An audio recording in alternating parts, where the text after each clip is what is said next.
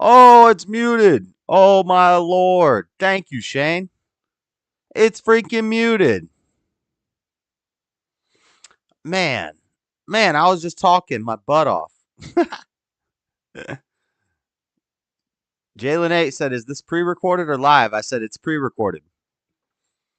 I also said, the Monday night show is going to be on Christmas. So I'm just going to do a chill Christmas show. Maybe open up Discord. People can say what they did for Christmas if they want to call in. But, so the news for the week, I don't want to go into news on Christmas. The news for the week we'll talk about in these streams while we're just chilling. We'll listen to some news clips and stuff. Religion, politics, and Terraria. Politics, we'll talk about Trump getting taken off the Colorado ballot and how that means absolutely nothing, and it's just a political theater move. And it's dumb on their part. It's just gonna solidify Trump's lead. And then we'll talk about the Catholic Church blessing I don't know what they're blessing. They're blessing something. Jalen, you should know about it. We'll talk about whatever the Catholics are blessing. That news. And then also, we're going to watch a video that Stubborn One sent me. That Stubborn One's been trying to put me onto this for a long time, and I've never really taken the time to look into it. But apparently, the myth about the Greeks, you know how everybody says like Greek civilization fell because everybody was gay and everybody was like doing sexually weird stuff? Stubborn One says that he has seen things, and I think he sent me this video before, and I think I've watched it before, but we'll watch it. This says allegedly that's not true, and that's just to discredit a great civilization, and that they really didn't have that stuff going on there.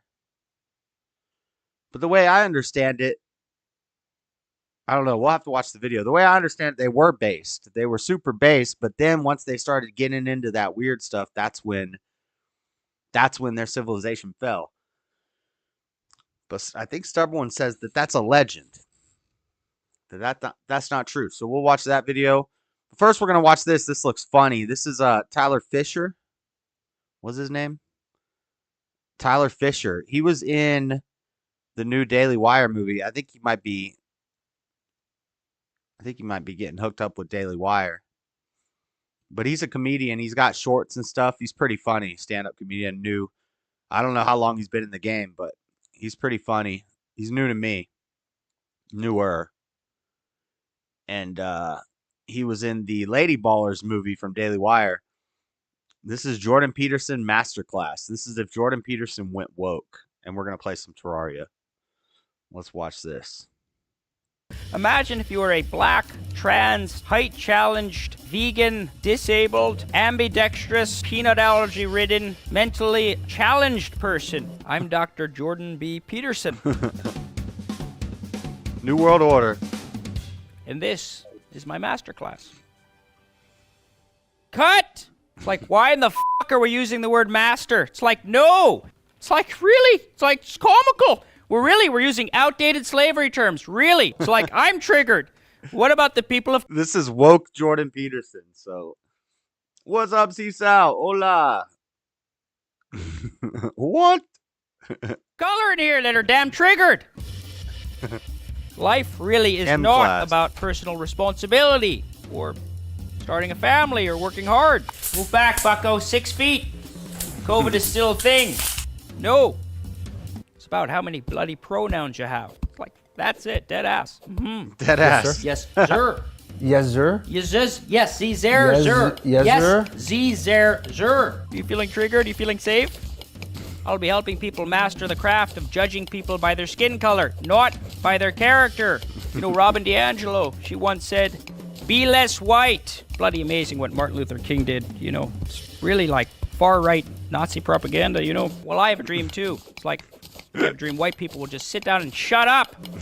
That'll teach you how to be more inclusive, like even no. to the pedophiles. It's like no. Excuse me, the MAPs, or minor attracted persons. They should have a seat at the table, too.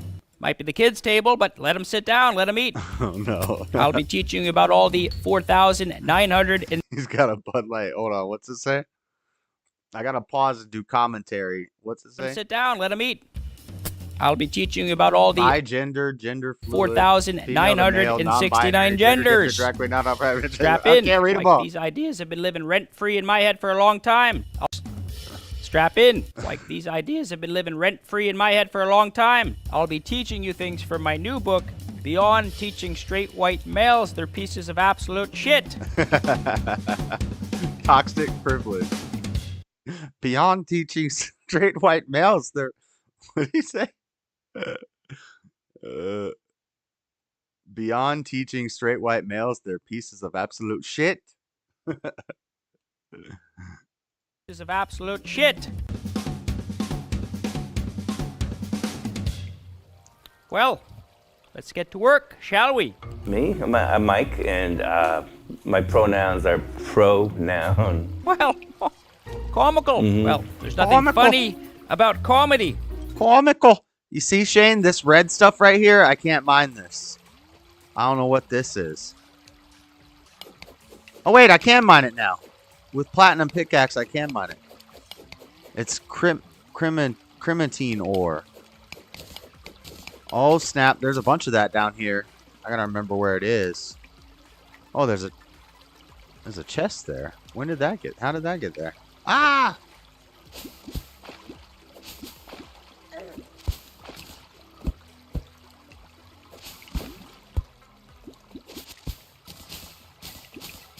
I don't think I have any inventory space.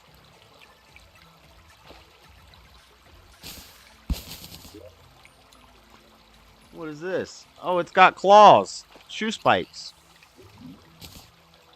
Now I have shoe spikes and hand spikes.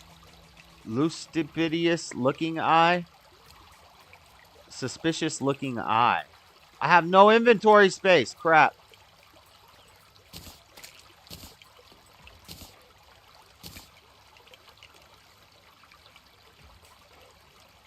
Hold on.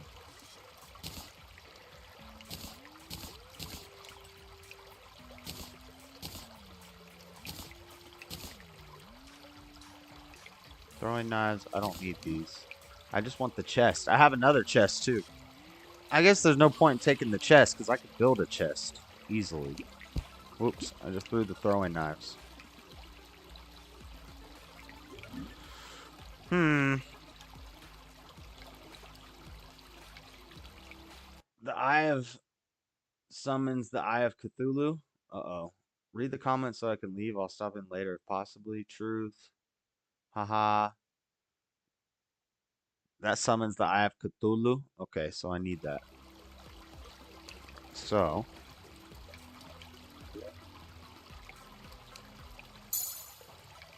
Oh yeah, we got a new heart.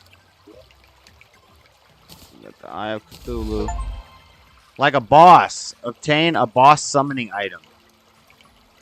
And then, so what do? I build like I make an area to fight him in, and I put platforms in it and whatnot.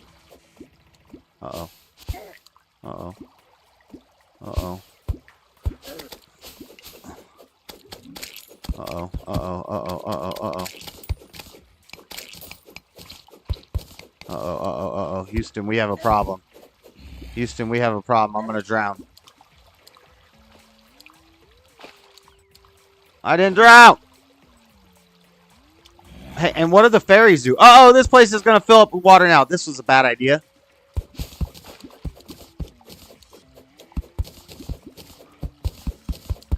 Okay, we're okay.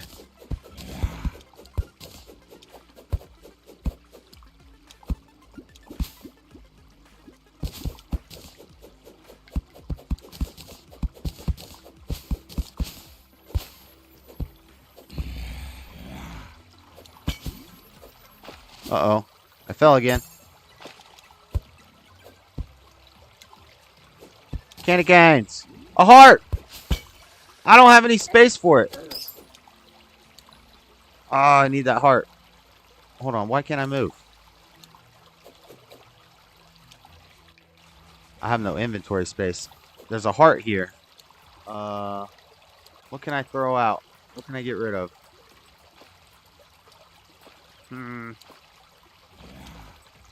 I don't want to get rid of anything. Lens. Wood. Minecart. Gold ore. Rope.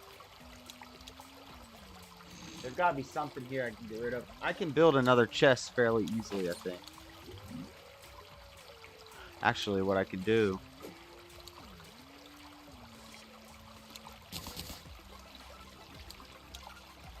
Crap, I don't think I picked up the heart. I didn't pick up the heart. Hold on a second. Where'd the heart piece go? I broke a heart. I can't... Life crystal, it's right there. What can I just throw out? Oh, there we go.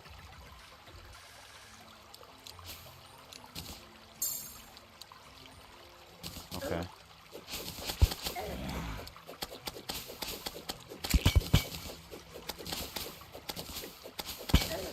Stop it! Oh, there's all kinds of loot down here.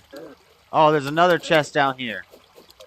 I have a house somewhere around here. Oh, crap.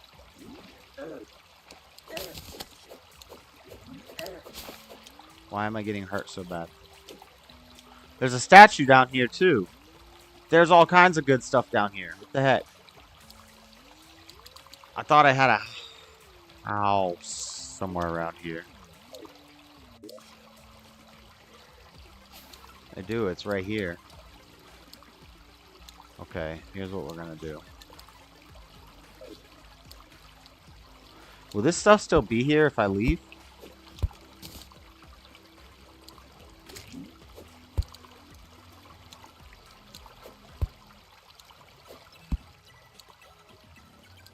Yeah, there's all kinds of good stuff in here.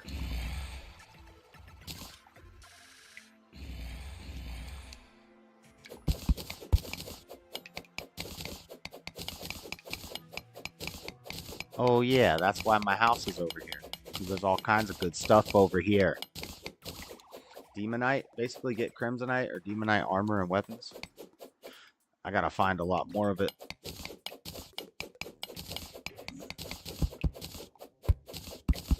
Come here, bat. I don't know why you're up in my crib, Brett. Those things are gonna despawn. Okay. Doors, put them here. Dynamite, bombs, put them here, put them here. Whatever this wand is, the Eye of Cthulhu, we'll put it here. Ores, we just keep because we're mining anyway. We're going to gather them anyway. Minecart and tracks, we'll figure all that out later.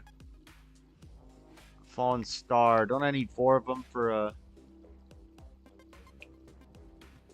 I don't need rope because I'm not going to be building right now. And I have the grappling hook. All these blocks we're going to get anyway. Lenses.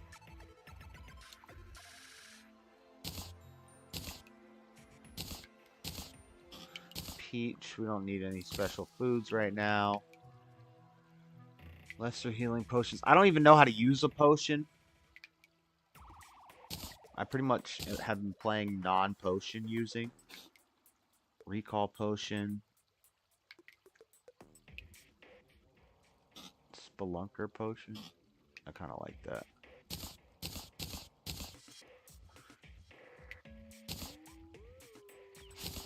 Nasty zombie arm. Bug net. Do I use the bug net to catch the fairies?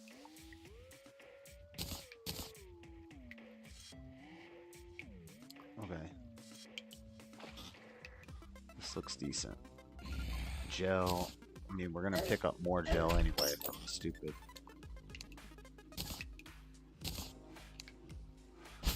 What's it called? Okay. Now I need to get back there before that stuff.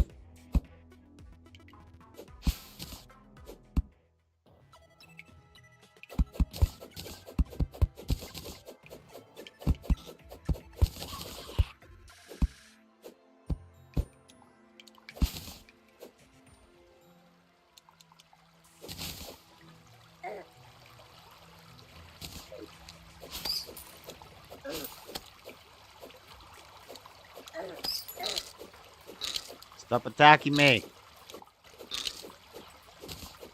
I got the statue.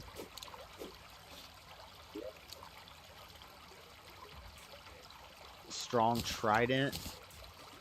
Shark bait. Equipable. Summons a shark pup. What the? Whoa! I got a little thing that follows me now. Sandcastle bucket. Places sandcastles.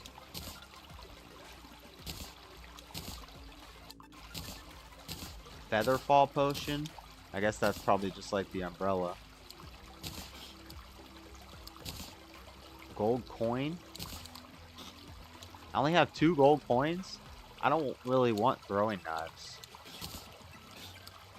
So I can put them in like a...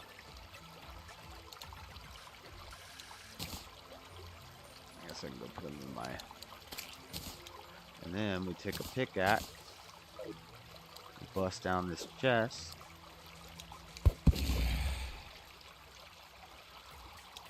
Which game is this? And have a nice day. I'll stop in later. This is Terraria. Hence the thumbnail that said Terraria. And the name of the stream being Terraria.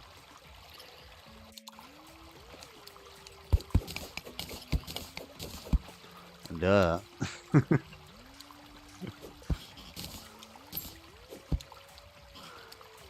Ah! I'm in the pit of hell. Except it's watery. It's a watery hell. Oh! This is bad. I'm in a conspicuous spot. Spot! Stop, stop, stop, stop. I'm gonna die. Are you freaking kidding me? There's like 800 enemies. I should have just started fighting. Damn, that means I'm gonna go all the way back to, here. My house, I still don't have a bed yet. I don't think it's a house. I don't know. But look, I got statues. I got water chest. I don't know what that is, but I got it. Why is it like grayed out?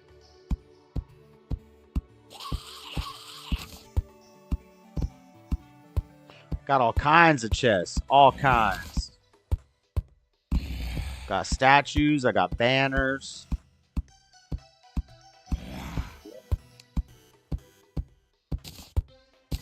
What's the trident do? Critical strike spell. Increases mobility in water when held. Hold up to descend slower. That's kind of cool.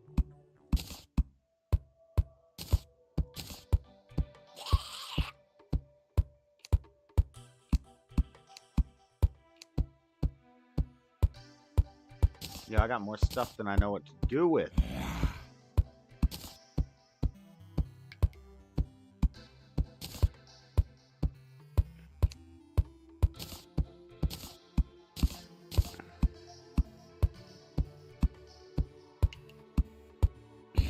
Demonite ore now.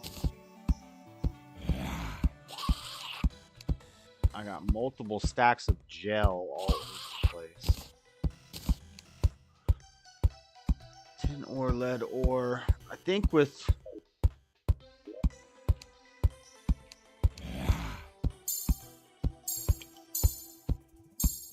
Can't... How do you use the...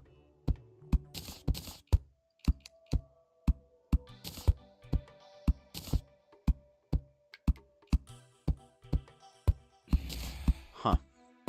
Anyway, let's see if I can craft anything new.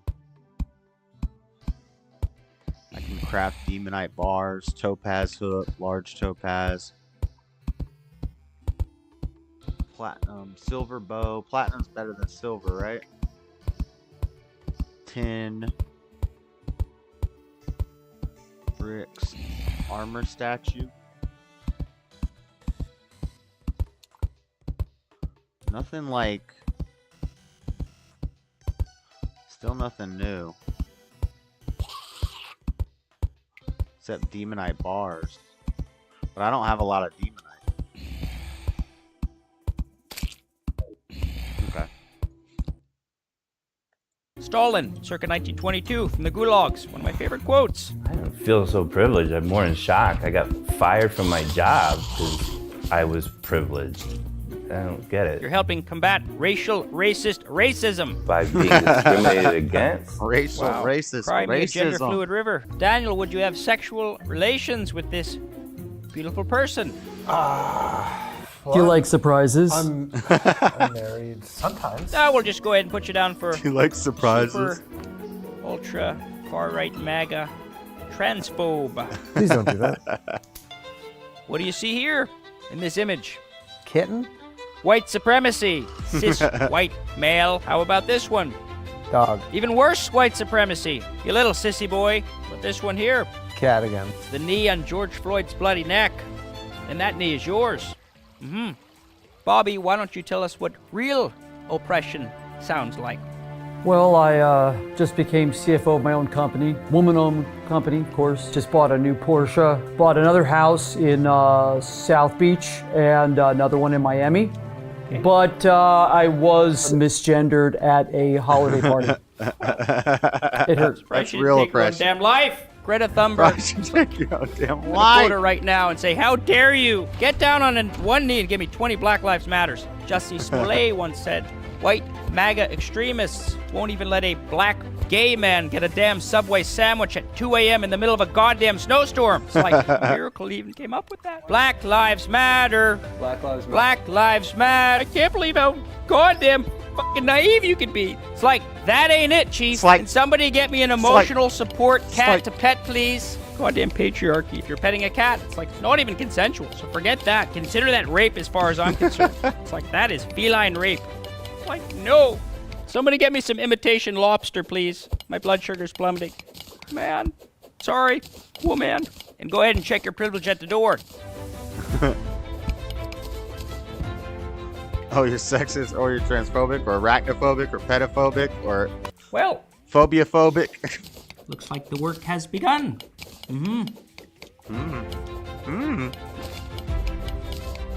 Uh-oh.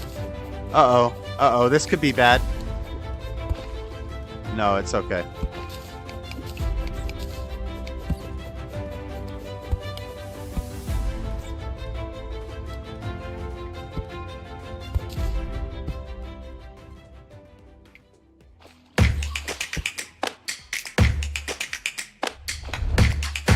Okay, that was pretty funny.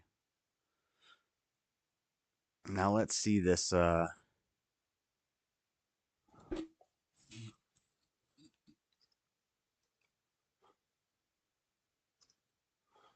So apparently this is the big nothing burger once again.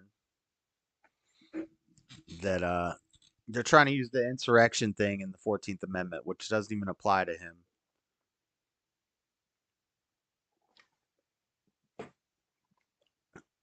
He was never charged with insurrection.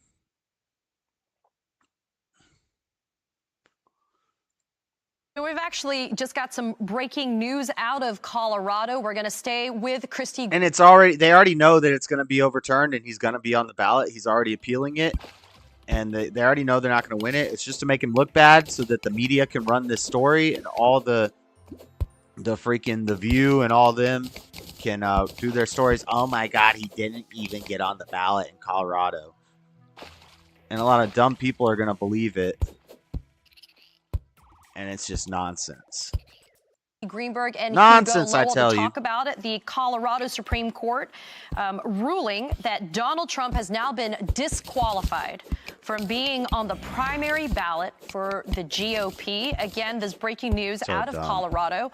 Donald Trump, as we know, Don't believe it, guys. Now It's not true, was fighting so to you be know. able to be on that primary ballot. The Colorado Supreme Court now issuing a 200-something page opinion that we've just got. That's where I died last And we're going time. to go back to This is where I died last time in this lava. Oh, sorry. I had that big. Disturbing that was. Yes. Very strange. I died in this lava at the end of the last stream. And I didn't even go in the lava. I was just in the area of the lava. I got toe up. Okay, I need to get back to where I'm going. I don't know why there's always water here.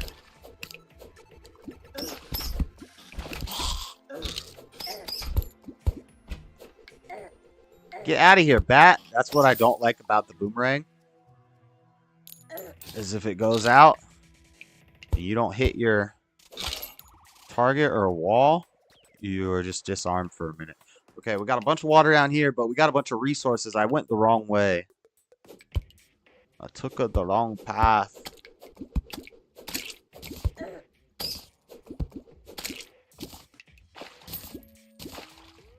Probably should have brought that trident with me. Okay, I want to go back to where I...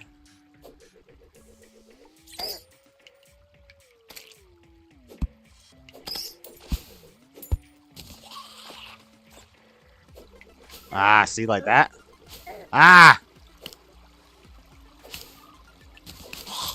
It's strong if you make sure you hit them. Don't miss, though. This is not where I want to be. Where was I?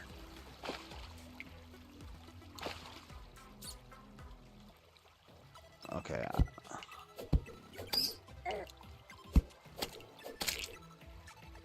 There's some demonite.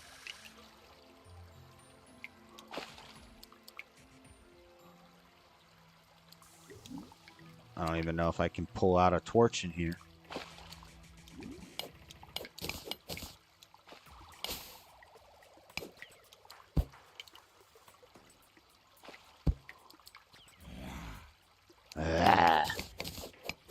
Oh, this is not demonite ore. This is crimtonine ore or something like that.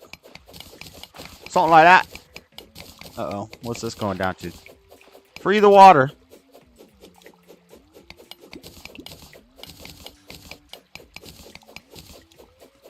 I'm a free the bird, free the bird. Christy Greenberg and Hugo Lowell. I know, guys, you haven't had a chance to look at it. We're looking at it right now. It's 217 pages. But, Christy, I want to start with you on this particular issue. This is not the first state 217 that there's pages been an of attempt to nothing. be able to disqualify Trump being able to This be is so on the ridiculous. ballot. But what's intriguing about it is that it's they know now they're gonna being lose done in a way where if the it's judicial fair. system is having a say in terms of whether or not somebody can be on a ballot. Your thoughts about what we're hearing coming out of Colorado at this time? Well, it is an interesting decision because the Colorado District Judge, Sarah Wallace, last month when she made her decision, she had a really puzzling decision where she found, based on the evidence, that Trump had engaged in insurrection, but essentially said, well, Section 3 of the 14th Amendment, it doesn't apply to presidents. He's not an officer such that it applies to him, which was a really odd result. So when that was appealed, I think a lot of people had been scratching their heads and thought the appeal was appropriate.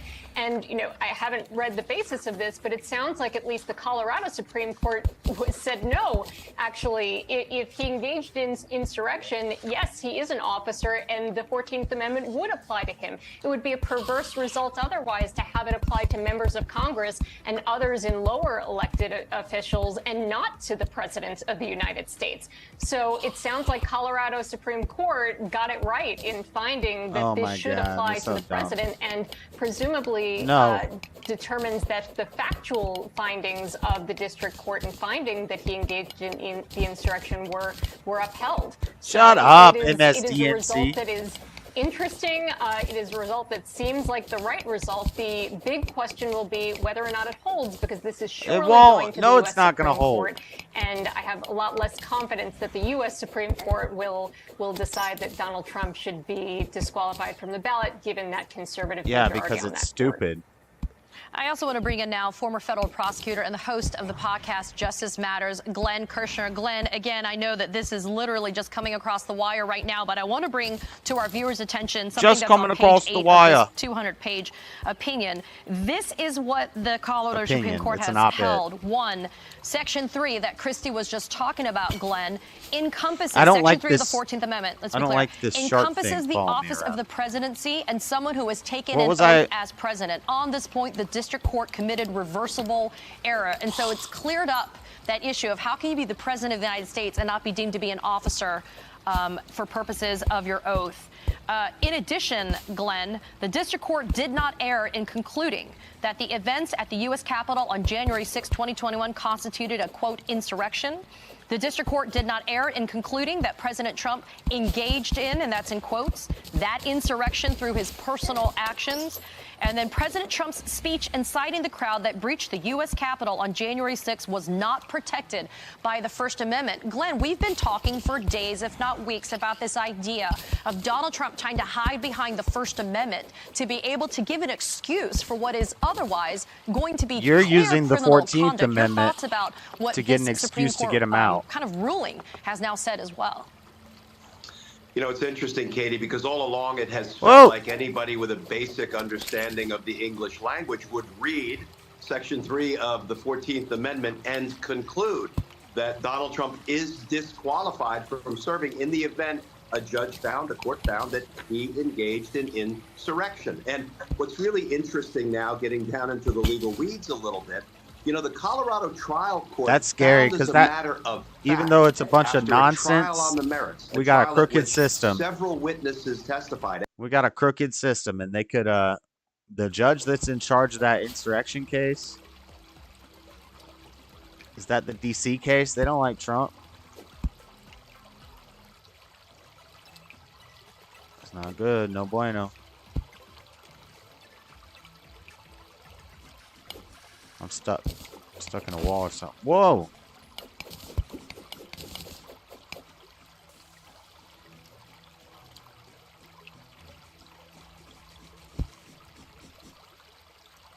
What am I looking for? Anything to mine? Some lead?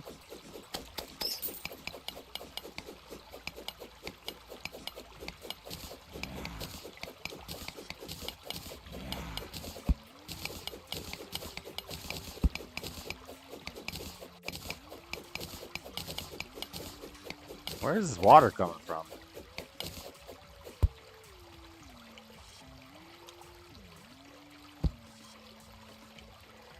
Okay.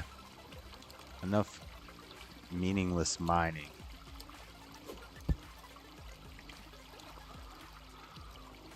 Well, I could use that thing that lets me see all the resources in the area.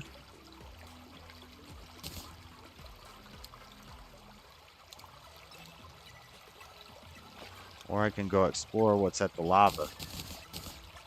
Or I can just keep going down. Which way are we going, Mario?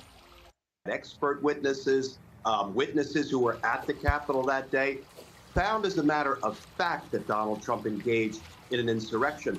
And the reason that's so important as the case works its way through the appellate system now is factual findings like that are ordinarily given great deference in the appellate courts because only the trial court judge gets to see the witnesses as they testify, assesses their demeanor, and reaches factual findings. So the fact that the trial we're above the lava, in the estimation, so if we dig straight down here, and we can get this water to this lava.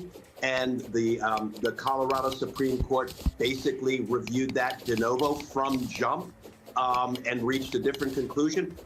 That's one thing, but the fact that we have these factual findings from a trial court should frankly continue to win the day up through the appellate court system, up to and including the Supreme Court, because as long as those factual findings are supported by evidence of record, and they were, you know, this is going to be a real danger zone now moving forward for Donald Trump.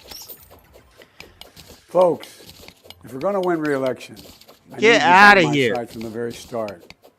Whatever you're able to chip in, even if it's just $1 or $2, it's not happening, will Joe. have a huge impact. I'm not giving you $1 or $2, Joe. This might just be our hardest fight yet. Hell no, Joe. You owe me a bunch of money. And stand with Kamala and me.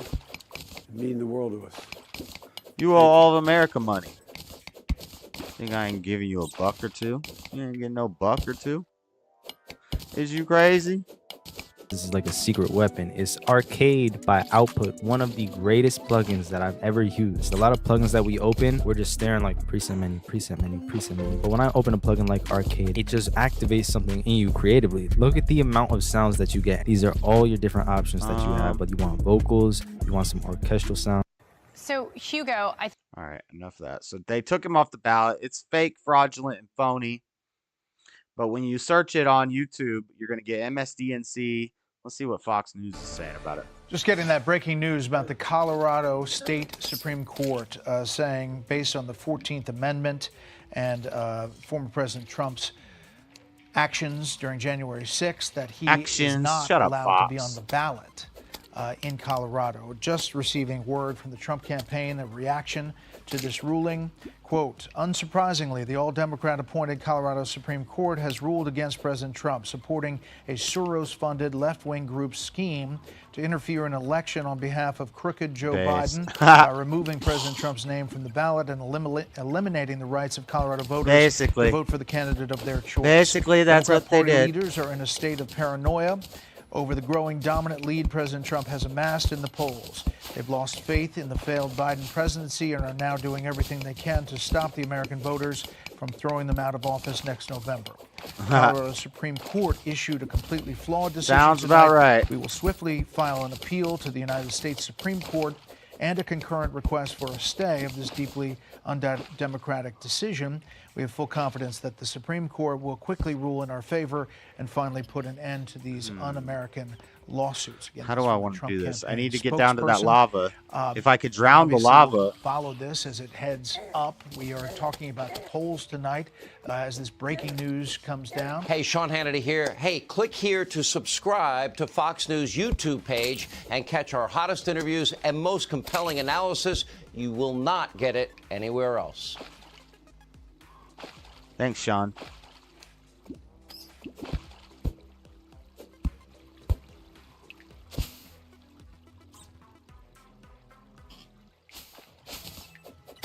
All right, so we got lava room.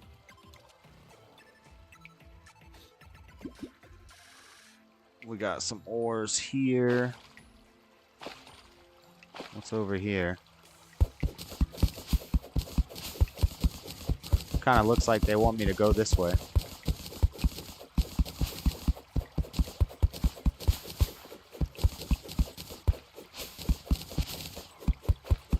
If you have meteorite armor and all the pieces, you're fireproof.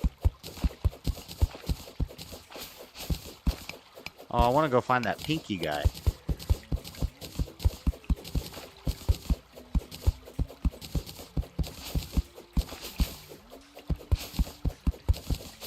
Now, what happens if I summon the Eye of Cthulhu and I die? Do I have to go find another Eye of Cthulhu to do it again, or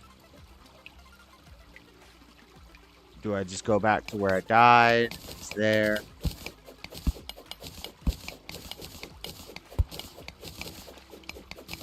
Did I bring that one potion?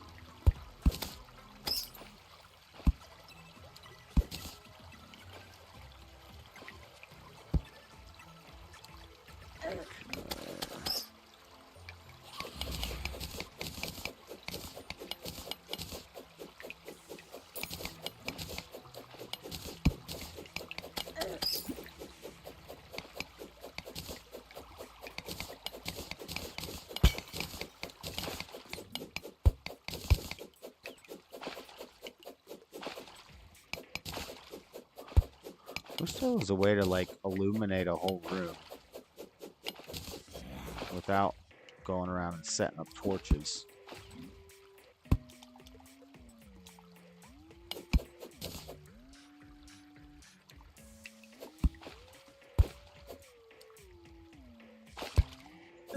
Uh-oh. Whoa, what was that? Watch your step. Become a victim to a nasty underground trap. Something opened up, a doorway opened up, and something fell on my head. I got an achievement for dying. That's cool.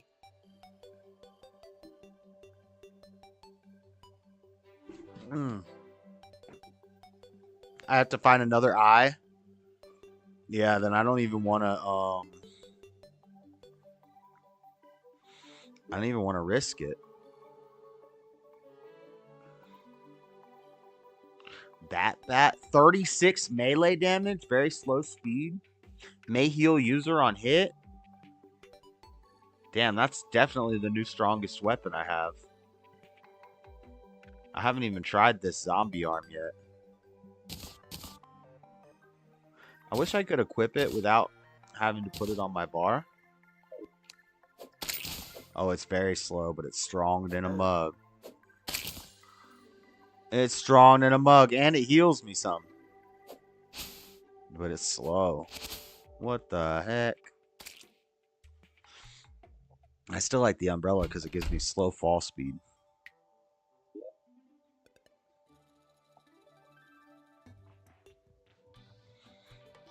See, I have tons of blocks.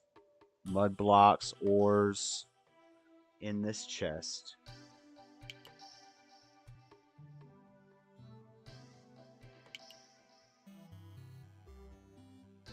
This is also where I have my weapons. I don't think I need to really carry a lead hammer because I don't use it much. When I start like building and I want to build a cool house, then I'll do it.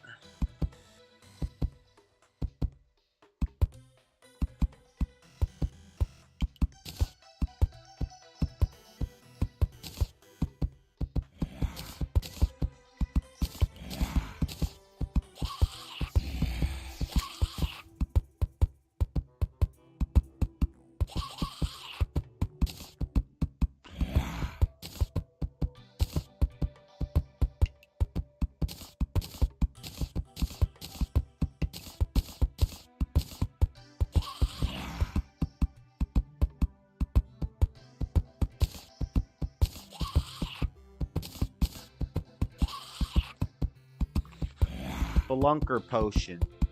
Present can be placed. Right click to open. Star anise. Candy cane blocks.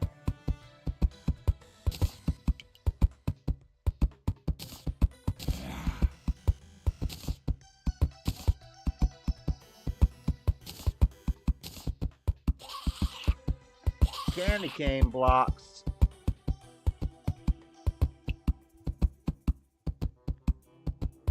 Grenades.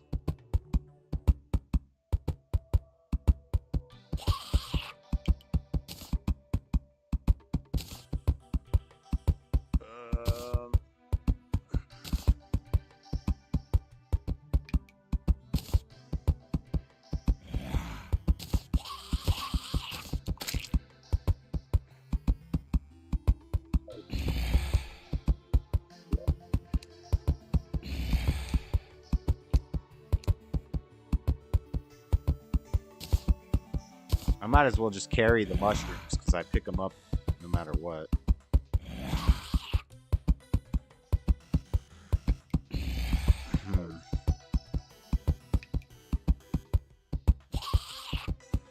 I guess I shouldn't carry bars because I'll make the bars when I come here.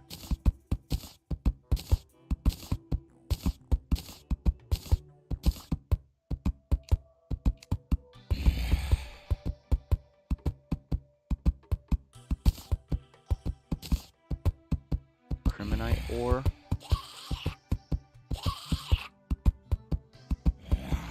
I'm pretty sure I have more lenses somewhere. Should have a bunch of them.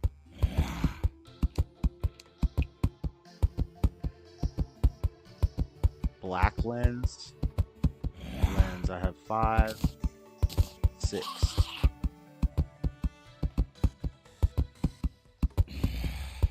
I have tons of gel.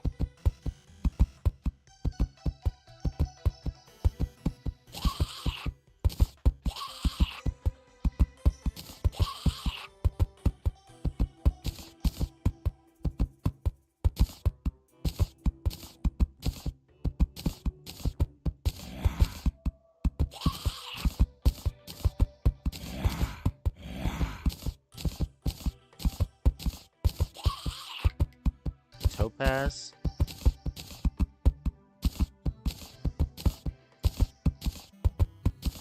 Lots of ores. I don't know what a star anise is. Okay. Inventory's good.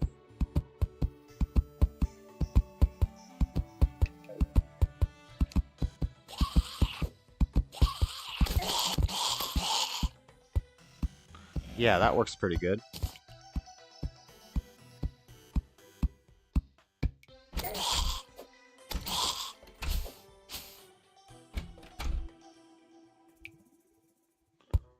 Miner's helmet from the merchant. You have to find another eye if I die in the process. Okay. So yeah, they got him off the ballot. He's taking it to the Supreme Court. It's going to get overturned immediately because it's fake, fraudulent, and phony. Just like they're always doing. Was that a bug over there? Just like they're always doing with Trump, as usual. In other news, the Catholic Church is going to start blessing gay weddings or something like that.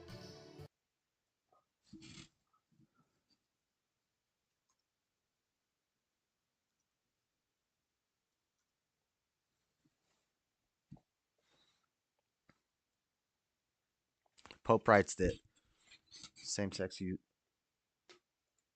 It's a reminder that, Jesus is someone who is for the people in the margins.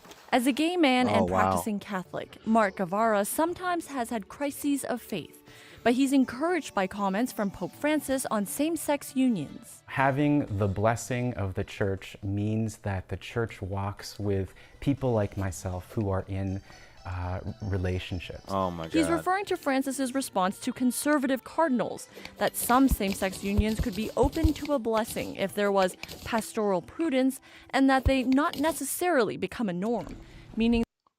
What is pastoral prudence?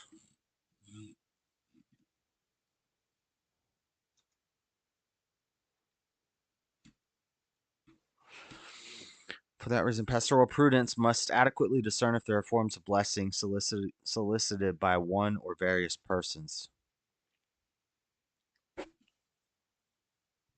Pope Francis wants to draw people to the path of truly following Jesus Christ. He wants to show them positive things of a life of faith. So this is the same Pope. Last week, we pondered Pope Francis' method in the new evangelization. The church, he believes, needs to exercise a genuine maternal, loving warmth and closeness to people, going out to meet them just as Christ met the disciples on the road to Emmaus, Damascus, entering into their journey and discussions, shining the light of faith on their deepest questions and troubles, and seeking to make their hearts burn anew for God. Once they get this holy heartburn, they can begin to, it sounds very beta, sounds very mama-ish, to recognize Christ and see how he alone can satisfy what they yearn for most. Modern road to Emmaus, however, isn't easy. So this post's been a mess like this for a minute. Pope Francis is trying to teach the church to begin at Alpha.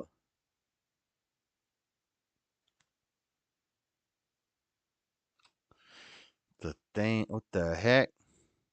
Pastoral prudence. Pope responds to cardinals on blessings for homosexuals and female priests. Oh, it's not just the homosexuals, it's the female priests too, huh? Pursuit of pastoral prudence should discern if there are ways of giving blessings to homosexual persons that do not alter the church's teaching on marriage. Letter delivered to him by 5 cardinals seeking clarification on doctrinal questions. The Pope addressed issues surrounding the authority of the Synod, women's ordination, and the blessing homosexual unions in a letter made public October 2nd. Marriage is an exclusive, stable, and indissoluble union between a man and a woman naturally open to conceiving children, wrote the Pope. For this reason, the Church avoids all kinds of rites or sacramentals that could contradict this conviction and imply that it is recognized as a marriage, something that is not. But pastoral charity also is necessary, and defense of the objective truth is not the only expression of that charity, which is also made up of kindness, patience, understanding, tenderness, encouragement. He added, for that reason, pastoral prudence must adequately discern if there are forms of blessings solicited by one or various persons that don't transmit a mistaken concept of marriage.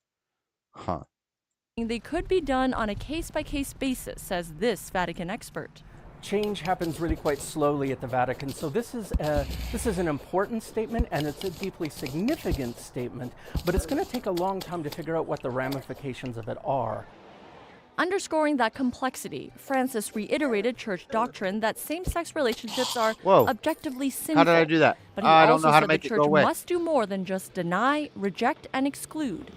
How did I do that? Message for many. There has been many instances of violence against gay people, and the LGBTQ people community have been under attack. How did I do this? And a statement like this from the Pope, I think, does tremendous good in hopefully calming down I don't like it.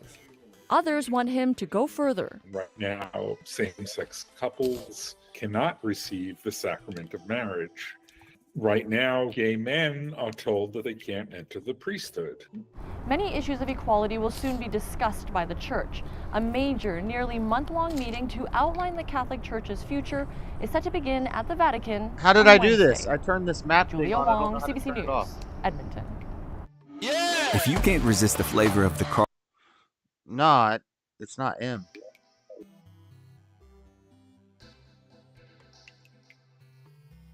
I'm just pushing buttons.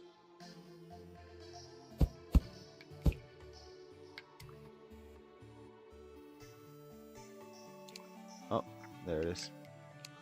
Oh, it's tab. Okay. I could have sworn I tried tab again. It didn't do it. Okay, there's an ore down there. I'm trying to make this a quicker... What is this? A quicker passageway. You know what I'm saying? You know what I'm saying? So, like, I just want to drop down.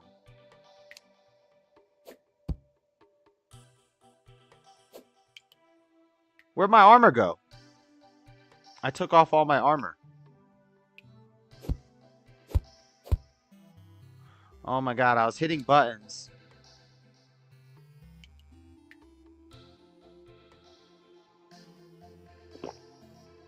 Whoa, oh, I just took the potion that shows me where the ores are. Crap.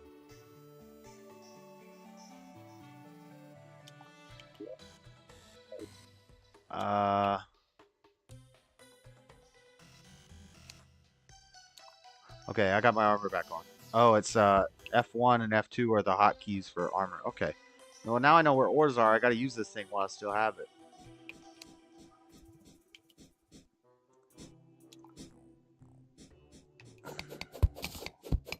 What is this?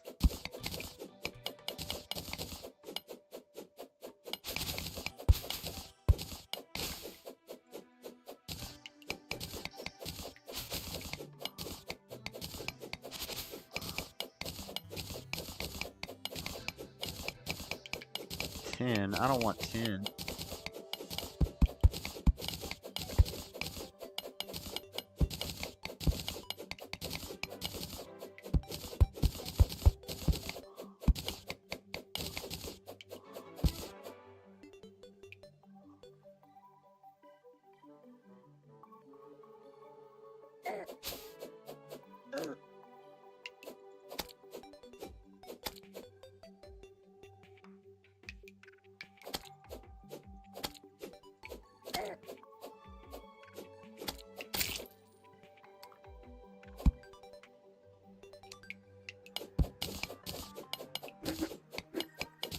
More tin. I don't need 10. Ren 10. Tickle my chin.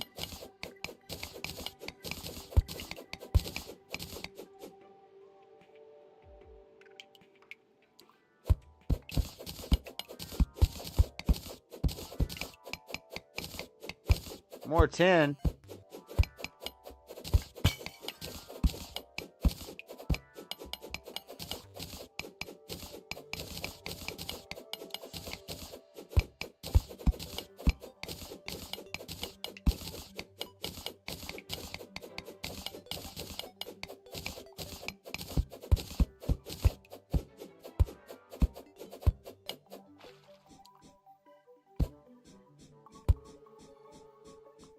There's nothing else in here. kind of want to go explore where that trap was. Oh, God.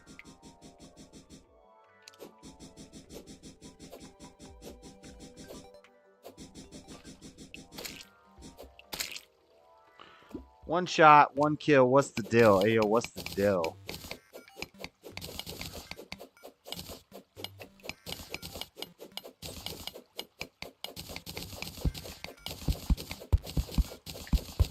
Okay, I was trying to do something.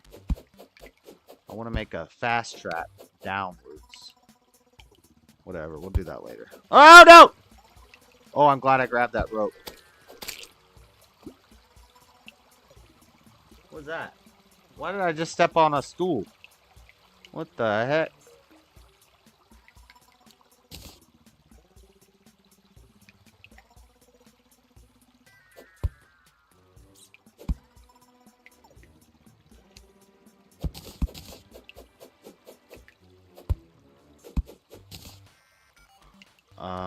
Oh, did the thing already wear off? No.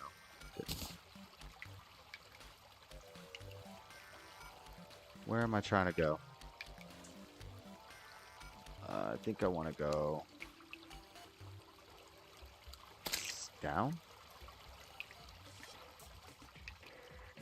Whoa, that's cool. Oh yeah, I died there at one point. I wonder if you can like go and collect all your gravestones.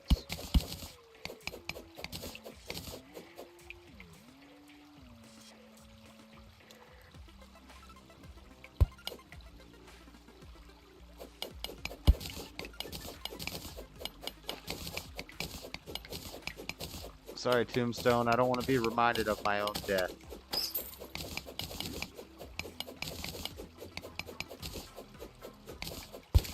Oh, no!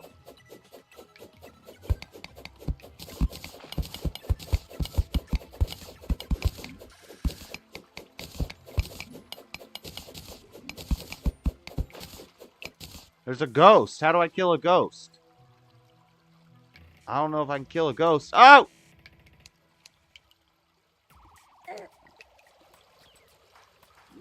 Ooh, I activated the...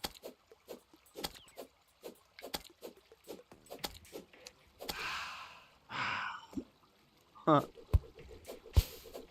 That ghost had some breath. He got some bad breath on that food. Okay.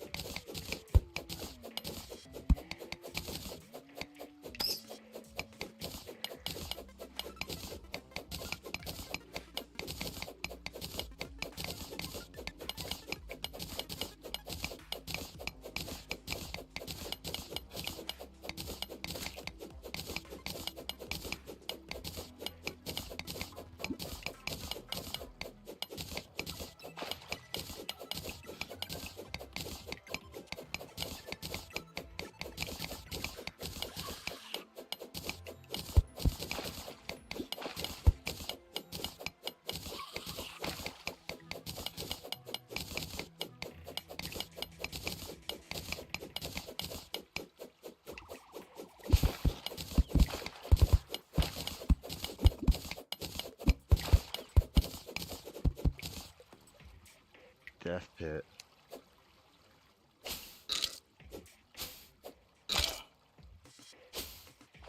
Why can't I pick that up? What is that?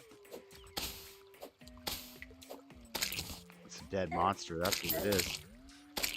Whoa, little babies broke off of the big one.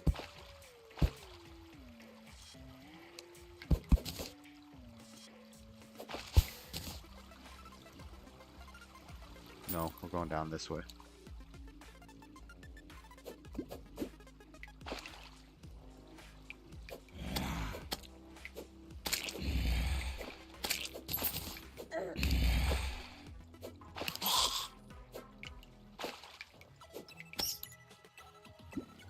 Okay, there's a door over there. This is the way I was going.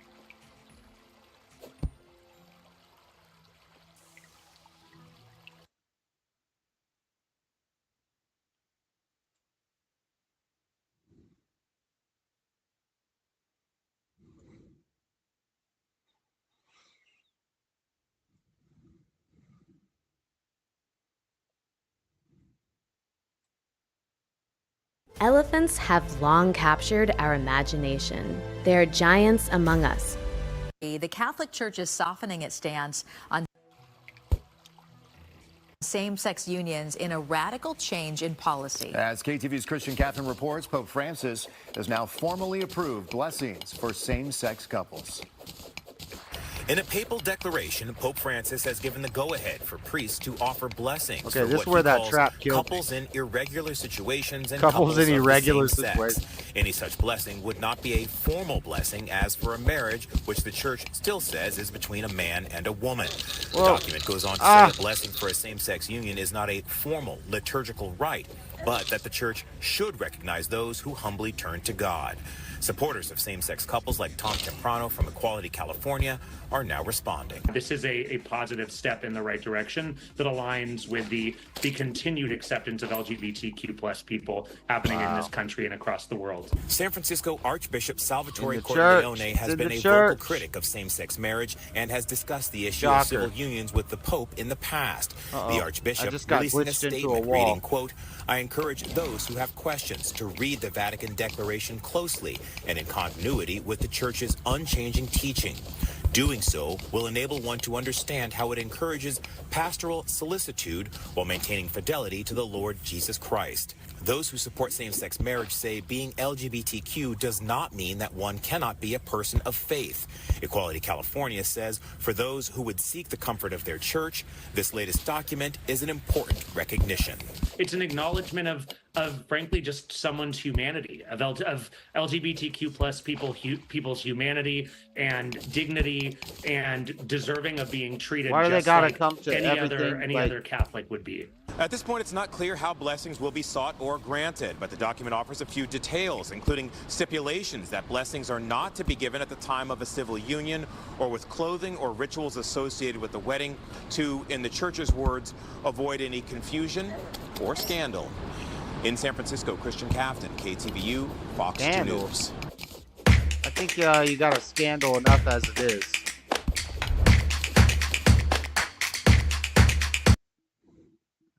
That's crazy. Let's watch this thing Stubborn One sent. Let me find it.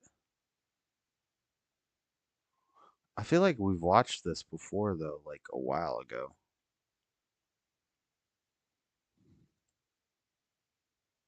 Greek mythology is full of examples and accounts of same-sex relationships. Which country is this? That's the gay flag. Ah, Greece. Homosexuality was compulsory. Greece. Same-sex relationships were totally normal. Who was gayer, Romans or Greeks? Homoerotic desire. An elite military unit that was entirely queer. Same-sex relationships were well known in ancient Greece. Composed of paired male lovers.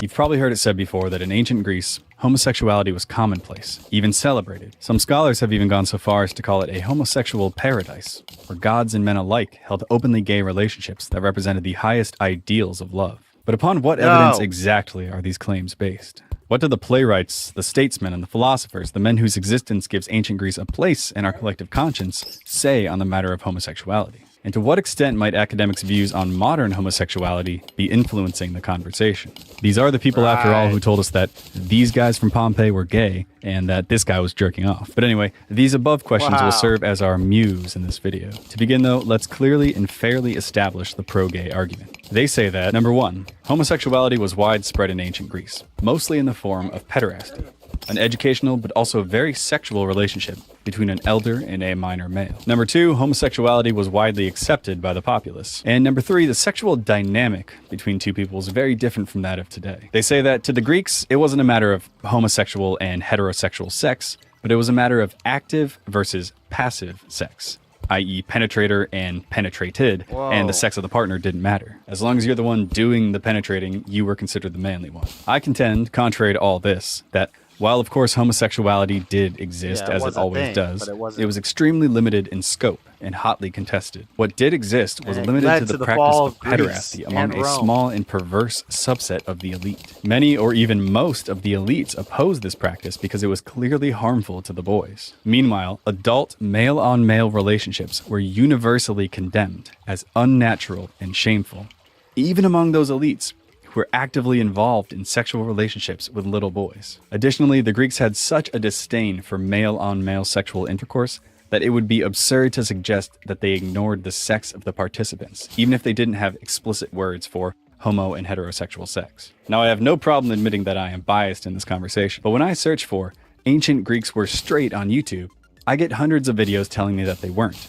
So I think my bias is okay and can serve to balance out this conversation a bit. I'm also shown this video telling me that the color blue didn't used to exist, so I don't know which side you want to believe here. So yeah, I am biased, and I was biased just upon hearing this claim because, frankly, as it was presented to me, it didn't seem to make any rational sense. Number one, on the surface, this idea just seems silly. The color blue never To imagine existed. that practically everybody in ancient Greece was either gay or a pedophile just seems ridiculous. I mean, Plato, Aristotle, Alexander the Great, Philip of Macedon, all gay. When we know that today in the US, where homosexuality is at an apex of acceptance, maybe 2% of men identify as gay, and pedophiles are exceedingly rare. Number two, because people tend to argue that the freedom of Greek homosexuality came from a lack of Christian influence on Western thought, it's implied that were we not suppressed by Christian thought, most or all men today would engage in similar pederastic relationships. But this doesn't seem to make sense because we know that nothing similar today exists in any non-Christian nations. Number three, to accept the notion that the Greeks, who produced philosophers famous for their pursuits of self-mastery and self-perfection, would accept as good such wanton sexuality seems unlikely. We're told that practically every elite in the city, despite being steeped in profound philosophical and civic ideas, was following around young boys like a cartoon wolf, and nobody saw it as a problem. Now, this doesn't mean that some gay sex didn't happen. It's common for men not to live up to their ideals, after all. All I'm saying is that it's unlikely that they would have thought of it as good, when they were of the opinion that sex between men can only be done for physical gratification. Number four, would the Greeks have been so highly thought of in the Middle Ages if they were openly gay? This at least suggests that there is a conception of a straight Greek society reasonable enough for all of Europe to accept for over a millennia, for they would not have revered gays so highly. And this is before we even mention the massive and undeniable influence that Greek thought had on Christianity, which you'd think would mean that the two have a lot in common. And lastly, I was opposed to this idea for a higher reason. The idea of a homosexual Greece began to be taken seriously in academia with the publication of Kenneth Dover's book, titled Greek Homosexuality, in 1978. I suspect that this book coming about in the modern age suggests that it has ties to the larger zeitgeist, which sees the West moving towards more and more homosexual acceptance. If the narrative could be spread that the ancient Greeks, those progenitors of much of Western philosophy, managed to develop a societal acceptance of homosexuality, then it would serve as an argument as to either, one, why we would be better off if homosexuality in its modern form were to become more accepted, or two, it could be used to deny that the West has any shared heritage and history with this great civilization, both of which I view as factually incorrect. It was for these reasons that I was skeptical whenever I heard the idea that the ancient Greeks were gay, and I decided to launch this investigation. I will be going through dozens of examples from plays, philosophical works, and political works, mostly from classical Athens, as this was the time and place when homosexuality was said to be most widespread. I intend to show exactly what the Greeks would have thought of what we call homosexual relationships, and why calling them gay is frankly absurd. First though, let's get one thing clear. If the question we're really asking is, were the ancient Greeks gay, like how these guys were gay? What would happen if you gave ChatGPT a budget of $100 and told it to make as much money as possible? And I can answer that right away with an emphatic no. I'll expand on this more later in the video, but... Oh, crap. But the effeminate man, especially the one that allowed himself to be the passive partner in a sexual encounter, was referred to as a kinidos, which would best translate into English as a 6-letter F word. These kinidos were constantly the butts of butt jokes and plays, and were even sometimes barred from citizenship in Athens. The logic being that somebody who would allow their desire to overcome their rational mind and the shame that came along with being penetrated by another man was behaving animalistically, unable to control his, quote, itch, foregoing his masculinity for what they believed were, quote, unnatural desires. Such a person could not be trusted with any position of power, as they would be far more likely to behave irrationally in that position. A similar logic was used to bar women from citizenship. And these men were viewed as being even lower than women, because while women were irrational and not to be trusted, obviously, these men were exactly the same. And they didn't even have the upside of producing children. This disdain was focused primarily on the passive partner, But as we will see, it extended to the active partner as well, as he would also be guilty of being unable to control his lust, while simultaneously bringing immense shame on a fellow citizen. And there were many other slurs that were used to describe homosexual men as well, which, although rude, I include for the sake of completeness. These slurs include, in translation, shameless, wide-assed, cistern-assed, gapers, given to unnatural lust, parasital, and those who like to suck, among many others. Usually something referring to their anus or their feminine nature. I'll mention here too, since I just have to mention this, the practice of raphanidosis, or the inserting of a large radish in the anus of a man being punished for the crimes of adultery, promiscuity, or sodomy. Looking into the details of this practice really displays the cruel hatred that the Greeks had towards homosexual men. The radish, or sometimes a fish, was inserted, and hot ash was used to singe off the pubic hair of the man. Crap. Both done in an attempt to feminize and humiliate him. This obvious hatred of homosexuals sets a wide berth between the sexual attitudes of modern gays and the Greeks. Additionally, there is practically no evidence of adult male-on-male romance in any classical literature, which is of course the form in which most gay couples exist today. Nor is there any evidence that marriage between two men or two women ever occurred or was permitted to occur. So no, the Greeks weren't gay in the modern sense at all. Actually, by today's standards, it'd probably be more apt to call them homophobes. Modern homosexuality is a product of the sexual liberation movement, which champions the idea of complete liberty in regards to one's sexuality. An idea which, as we'll see in the next section, the Greeks would have viewed as terrifyingly stupid. So note that any use of the word gay or homosexual in the rest of the video should just be considered as shorthand, as what male-on-male sex might have occurred in classical Greece has nothing to do with the attitudes and motivating philosophies of modern homosexuality. So instead of asking, were the Greeks gay, our question should really be, to what extent, if any, did male-on-male sex occur in ancient Greece? And what did people think of it? We'll touch on lesbian relationships briefly as well, but frankly, the ancient Greeks were very male-centric in their thinking, so the lives of women rarely get mentioned. Now, to truly understand the complexities of our question, we need to have some background knowledge.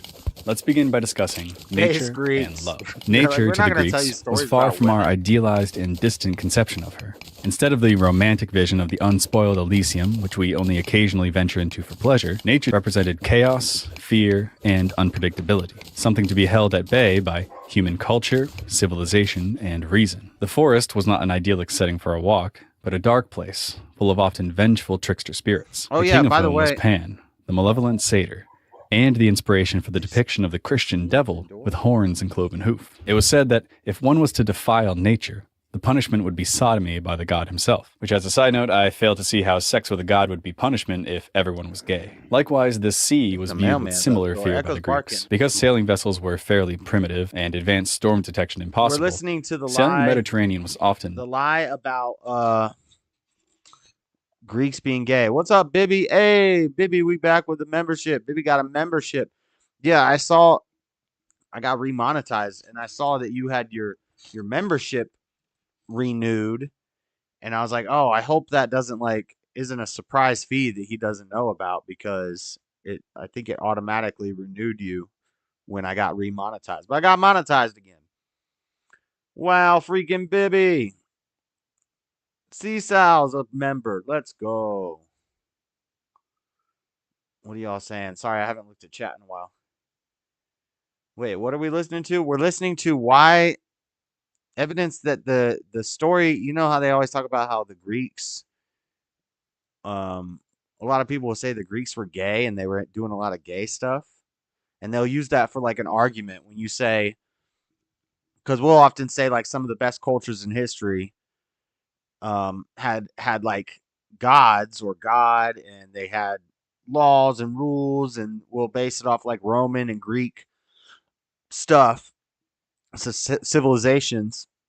And so like liberals will say, well, the Greeks were all gay, so obviously it's okay. And that's really an op that they've been putting in our head to kind of make people, they're rewriting history to make us think less of the Greeks or have diversity, equity, and inclusion in Greek history, which it wasn't there. Nice, Josh. I kept it on just in case you were to get monetized again. See, no, Stubborn One sent me this video.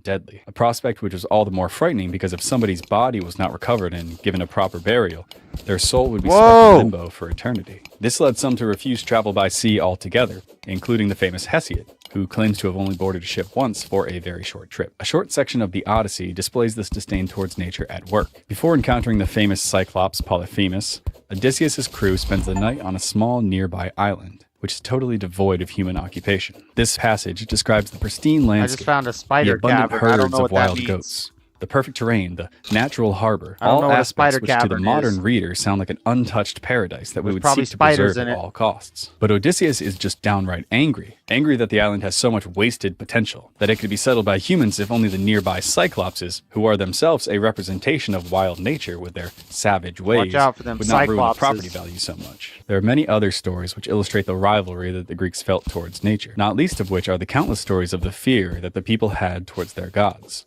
many of whom are aspects of nature, such as Poseidon, who represents the ocean. Far from our happy view of nature as something beautiful, something to be untouched, as in our national parks, the Greeks knew her dangers. They knew that it was up to the rational, humanizing forces of reason and civilization to constantly hold back the tide which would throw them all back into the chaos. For this reason, they were intensely skeptical of forces which they saw as acting on behalf of wild nature.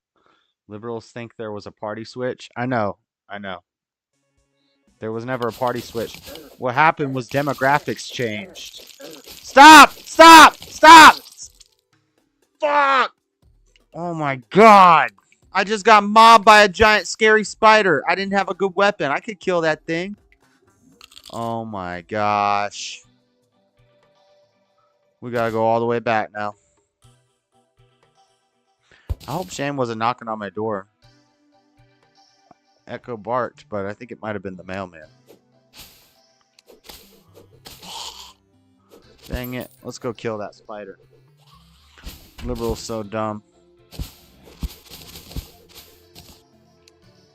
Yeah, they think the Greeks were gay. Dang, Greeks weren't gay. The Greeks were based. Which brings us to...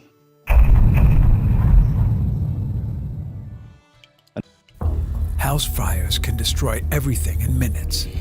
Preparation is key.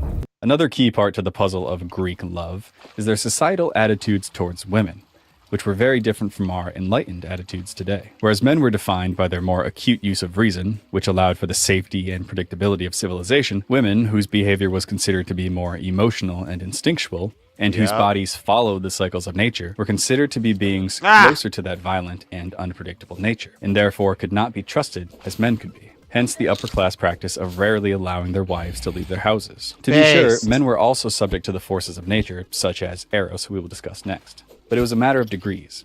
Women were far more controlled by these irrational passions than men. For this reason, women tended to take the role of trouble starters in Greek stories. See, for example, the play by Aristophanes titled Assemblywomen, which plays for laughs the idea of the Athenian government being run entirely by women, who quickly structure society to satisfy their uncontrolled sexual desires. They also decide to ban all private wealth and basically set up a communist state. Yeah. Now, on the surface, this play seems damning. So the truth was they don't like the Greeks because the Greeks were based and misogynist. So they just said, same thing they do to any time a guy is based, they'll just call him gay.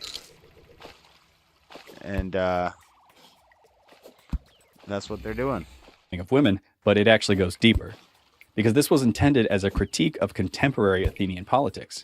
And the worst insult that Aristophanes could come up with was to call all the congressmen women. We're all familiar, too, with Helen, often blamed for starting the Trojan War, and with Pandora, sent to Earth as a punishment by Zeus. Pandora is the perfect example to explain Greek attitudes towards women. Her famous box, when opened, brought destruction upon mankind. And this was like... Yo, don't ever open up Pandora's box. Watch out for that box. Women. Her famous box, when opened, brought destruction upon mankind. And this was likely an allegory for women. Yeah, you know what that was an allegory for. You don't want to open up that box. Sexuality. Since it was closer to wild and untrustworthy nature, it reeked... Pandora's box is an allegory for woman's sexuality. That's a nice way to say it. I just call it the box. Havoc when uncontrolled. But even so, you may remember that at the bottom of the box was hope, which represents the ultimately necessary reproductive power of women to create new... That's the lie of the story. That's the happy ending lie fake story of the story. There's no hope in the bottom of the box, guys. Let me tell you something. I've searched and I've searched. In all my days of searching and not finding, I've yet to find hope in the bottom of a box. New citizens who will in turn uphold civilization. And to be balanced, it's not as if men didn't love their wives and vice versa. Most famously, Odysseus' wife Penelope displays incredible loyalty and love towards him, going so far as to hold out hope for decades, waiting for him to return from war, and helping him kill all the suitors who had invaded his home. But on the whole, women were quite often derided for their uncontrolled passions, which put their existence more in line with wild nature than men, who needed to control them with a reason, while utilizing their chaotic sexual powers to create the next generation of citizens who would continue the cycle of civilization. Love and Eros. Eros is sex. When discussing Greek It's not homosexuality, agape. you may imagine the most important deity to be the goddess of love, Aphrodite. But it would actually be more appropriate to discuss it in terms of the god Eros, the god of desire, since homosexuality was often viewed as an unnatural proclivity. And there are several misconceptions about Eros that we must first clean up. To begin, although his Roman counterpart is Cupid, and we tend therefore to imagine him as a harmless cherub spreading romantic love, the truth was very different. Eros, as a feeling that people could have, is not really love at all. Take, for example, in the Iliad, where soldiers eating are described as, quote, satisfying their Eros for food. Eros would rather best be described as... Because food and cess. Last two things a man needs to overcome is food and cess. Wow, that's interesting. So in Greek, Eros could be like sex, or it could be you could feel Eros love when you're eating and you're getting unconscious in your food, when you're just mowing down. Oh, and that's why I don't think you'll always have to pray before you eat, but I think it's good to sometimes pray. You know, not like say a repetitive prayer, but before you eat, to do a little silent prayer, to do a little focus session. Be aware, be alert, because you get lost in that sauce, boy. Hey, here comes that spider, though. That spider killed me last time. I need to make sure I got a good weapon ready. And I need light.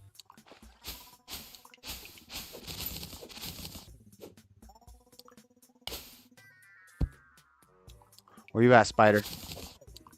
I'm ready for you this time. As soon as you pop up, oh, here he comes. I heard a noise.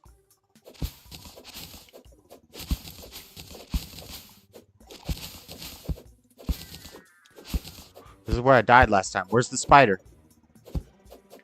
Where's the spider? Is that it over here? Hold on, I think it's over here. Yep, there it is. There it is. I'm ready for you, my boy. You want to go? Let's get it. You stuck up there? I know as soon as I get over here, he's going to come after me.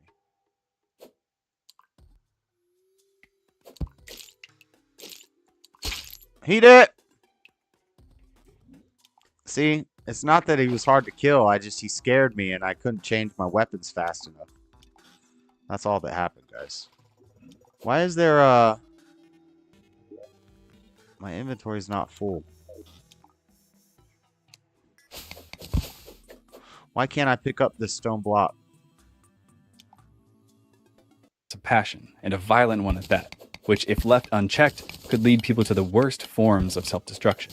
It was a feeling which would make people abandon their reason and invite in the ever-looming chaos of nature into the well-ordered polis. It could be directed towards a person, of course, but also to fame, wealth, or any object. Also removing Eros from our cherubesque image of him is his parentage, being born of Aphrodite and the god of war Ares, as well as the fact that he was said to watch over battle. I love Greek mythology, by the way, guys.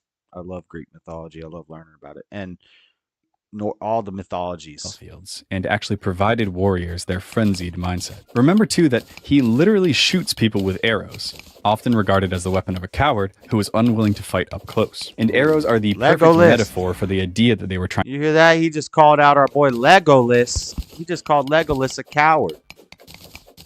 Dang, you want to take that sitting down, Orlando Bloom?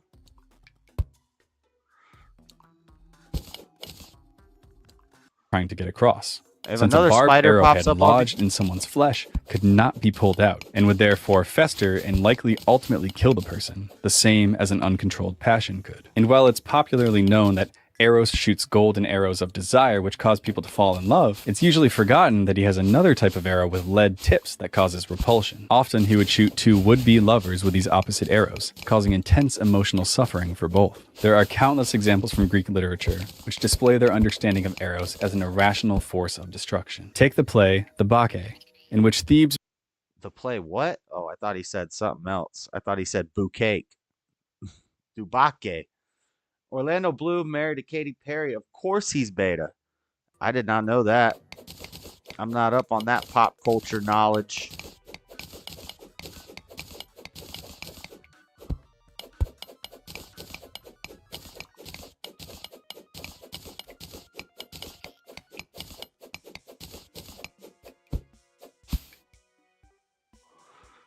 He did. This is where I died last time.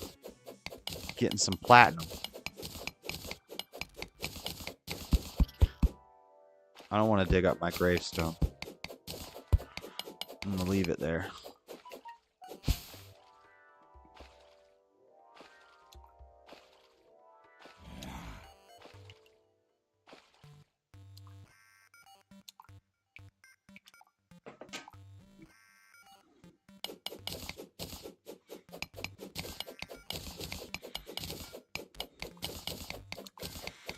I only have like 3 of those potions that let me see where mining materials are and treasures and stuff.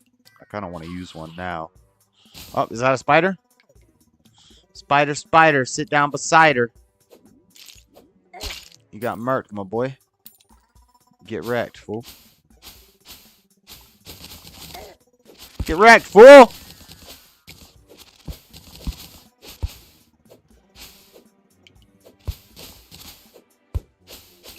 I can't see anything.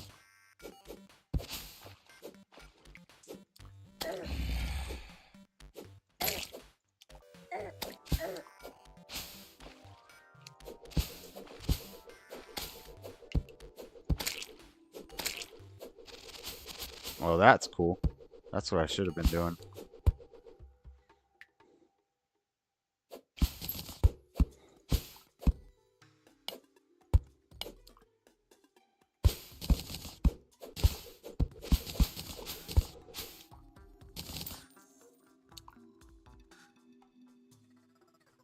I think I want to use the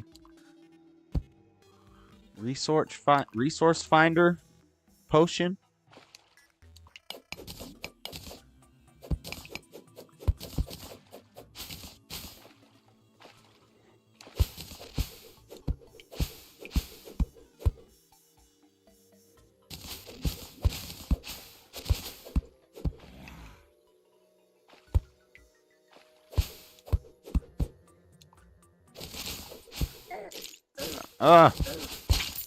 Deadly spider thing. Deadly spider thing. Try to get down this hallway. I bet you can't. Bitch.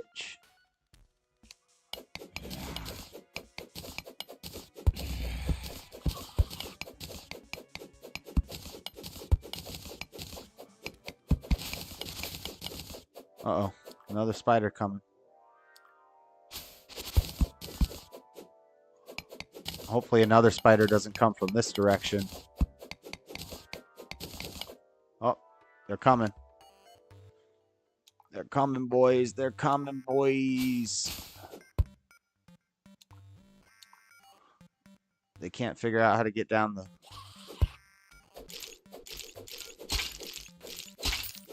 Got him. Got him. I don't play no games. Think I play games? I never played no games in my life. Never once in my life have I ever played a game. Bitch, I'm on a game I ain't even playing. I ain't trying to hear you nagging. Bitch, I'm on a game and I'm fighting up this dragon. Bitch, I'm on a game and I gotta keep it playing. I'm on a game. Ain't you hearing what I'm saying?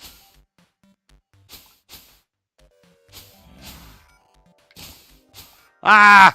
Stop falling, stop. Easy, Josh, easy. Watch out for the spiders. Spider turns Josh into a completely different person. Fun fact. What's up, Jackson Bond doll? Fun fact. What's the fun fact? The Orlando Bloom thing?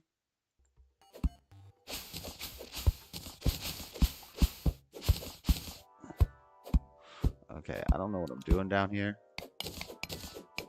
I'm just exploring. Call me Dora. Dora got a BBL. What about the children? What is America?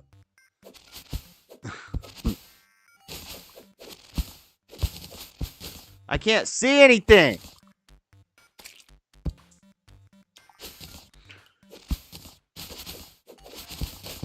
Oh, we found a chest. Chesticle. What's in the chesticle? What we got? We got a web slinger. What are we, Spider-Man now? Probably the same as a grappling hook, though. We got another suspicious looking eye. So in case we die to the Eye of Cthulhu, we can summon another Eye of Cthulhu.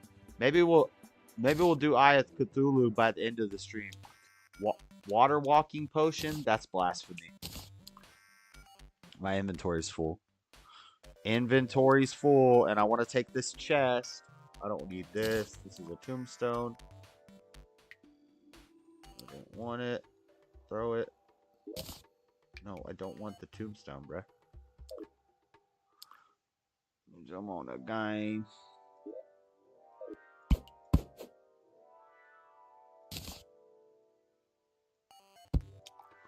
There.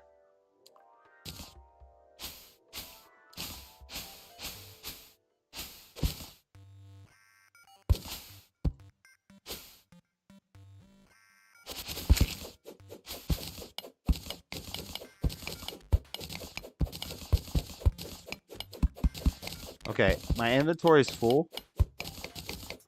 I think I've almost made a pretty direct path down to here.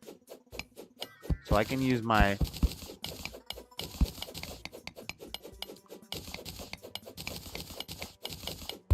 Hold on, I think there was another treasure up here.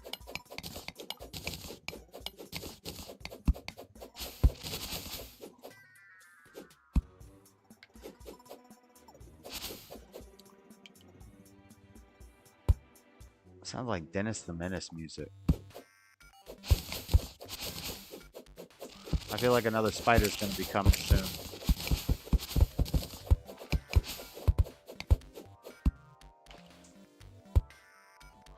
Spider, where is the spider?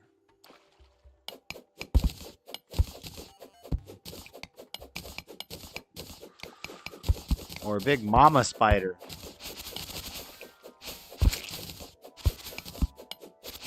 Does this spiderweb tunnel ever end? Holy crap.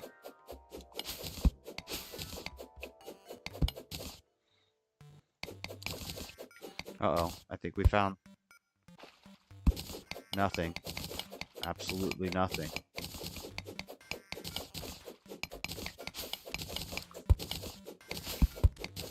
Oh, we found a little treasure room. Had bombs in it. That's it.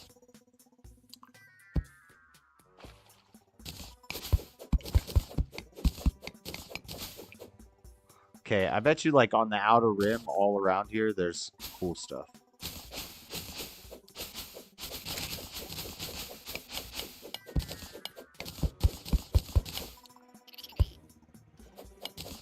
What is that? What's that? Sapphire? My inventory's full. The heck? I don't want a lesser healing potion. We drank it. We drank that dang potion up. Okay, back to the video. Becomes ruled by the forces of Eros, where all desire is allowed to be satisfied. That play like ends with the destruction of what Thebes we by talking fire, here? or Jason and the Argonauts. Oh yeah, my dreads do look like big old tarantula legs. Tarantula legs. Spider! The spider's back. He's about to get boomeranged up. My boy! Blah! He didn't stand a chance, honestly. Just being honest. Just a little time for honesty. Yo, there's a cavity. There's a cavernous. We're about to be up in a box. Oh! We just got up in a Pandora's box. Look at this room. Okay. There's nothing in this room. There's no way there's nothing. We're so deep right now. We're so deep up in that box. We haven't found any hope. Get your mind out of the gutters, guys. I mean the sandbox of Terraria. Okay, I'm going to use my Spelunker potion. I'm about to be a Spelunker. Where Medea is compelled by Eros to fall in love with Jason and help him steal the golden fleece from her father's possession. While we may view this as romantic, I'll remind you that Medea, in her blind love, ends up betraying and helping to kill her brother. And when she attempts to flee with Jason on his boat, she dismembers the body of her child and throws it in the ocean in an attempt to slow down her pursuing father. I told y'all I love Greek mythology. They got some crazy stories. This sounds like my type of jam. I still hate the hoe group. I still hate the hoe group.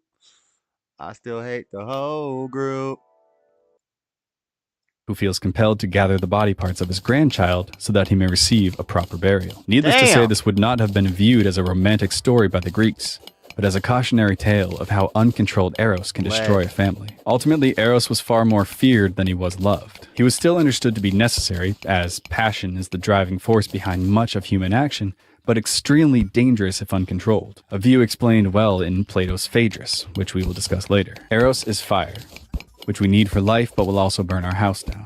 Eros is the wild horse pulling our chariot, whose energies the driver must harness. Eros is sex.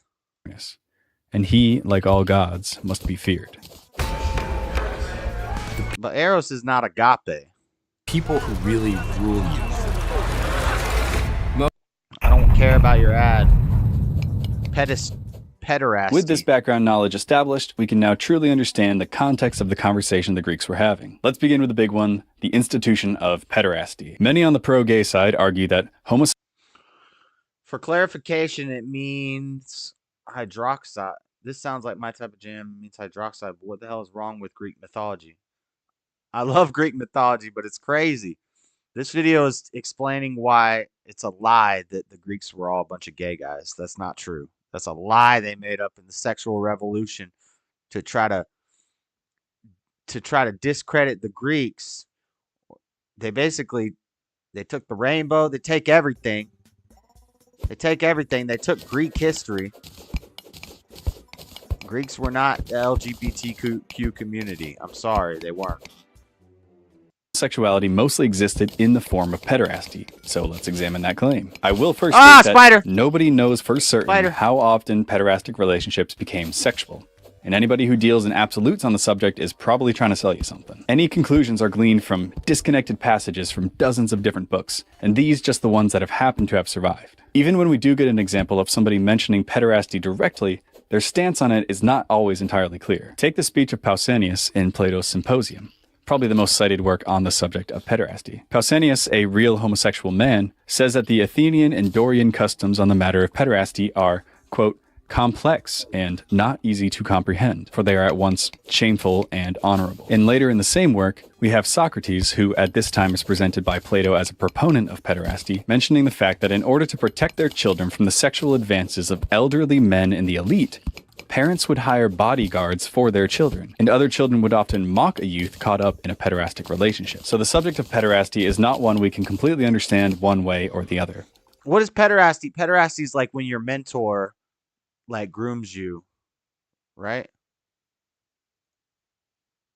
I didn't read they put the definition up on the screen, but I missed it. They're talking about like the sexual activity involving a man and a boy or youth. Okay. Yeah. Okay. Socially acknowledged. See, look, when you Google pederasty, Wikipedia, the first thing it says is pederasty is a sexual relationship between an adult man and a boy. It was a socially acknowledged practice in ancient Greece and Rome. That's Wikipedia.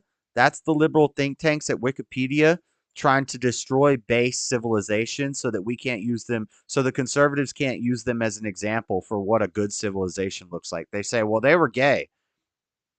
If they had that stuff, then it came at the very end of their reigns, and that's what led to their downfall. For clarification, I don't think LG Gabba Tabba Tabba do. Yabba Dabba Dabba do. But I still think there was enough said on the subject that we can begin to paint a clearer picture. To begin, let's establish clearly... Yo, I'm this deep in the ground, and all they're going to give me is tin? What kind of crap is this? You can't give me something better than tin or this deep? We're way up in Pandora's box.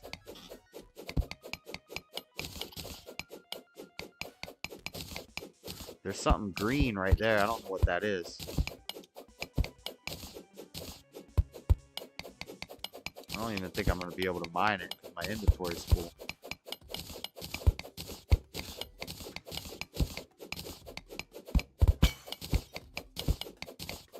Recall potion, hunter potion.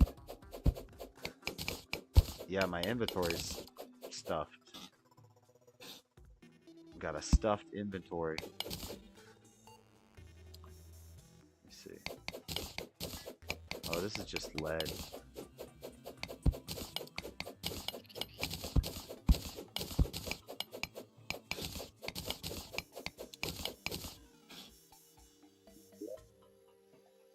Everything I get rid of.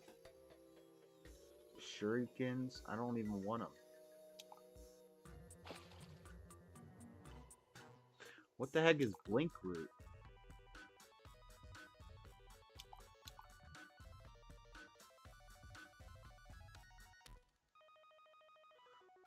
What the heck is blink root?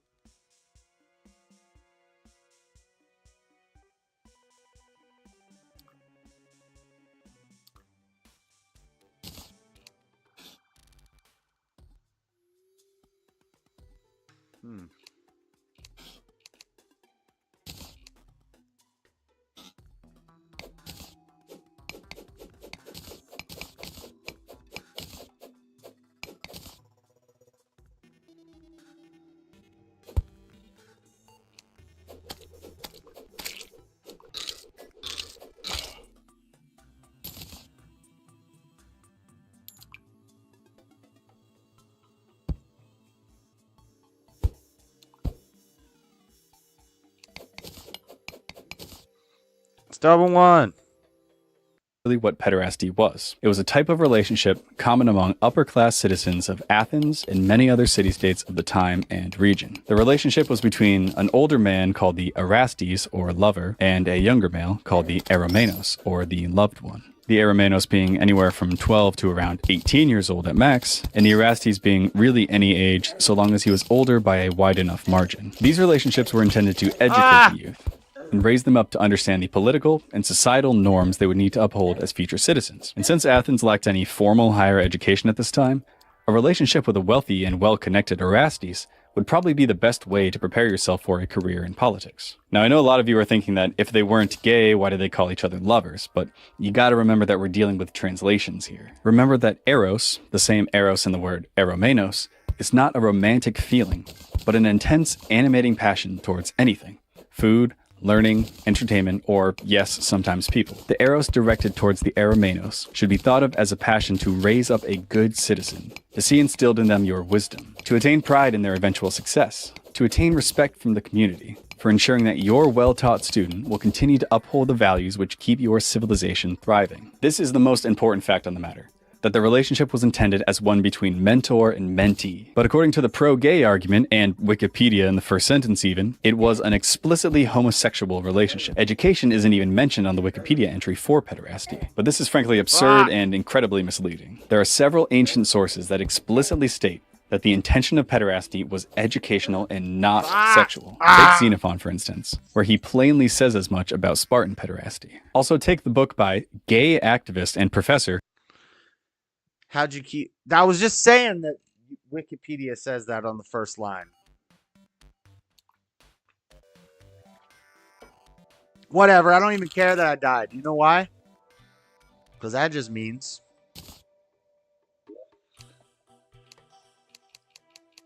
How do you use the fallen stars to... You're supposed to be able to combine like 4 fallen stars to make something.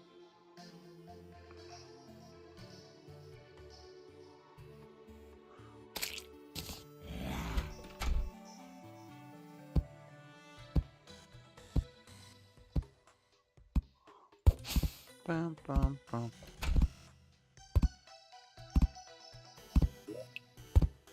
Okay, this is for bars.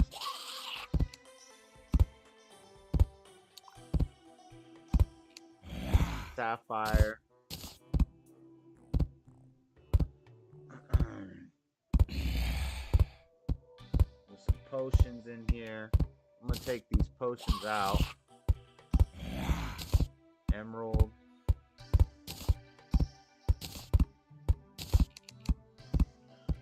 Blocks, bars, ores. We can keep the ores. Might as well keep the ores on us.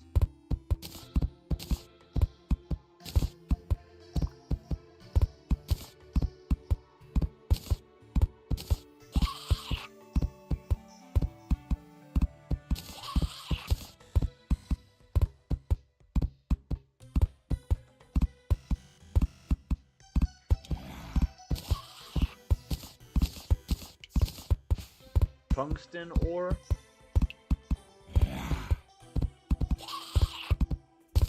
Lead ore. Topaz. Topaz. Tungsten ore. Tin ore. Gemini ore. Iron ore. Silver. Lead. Platinum. Gold. Copper.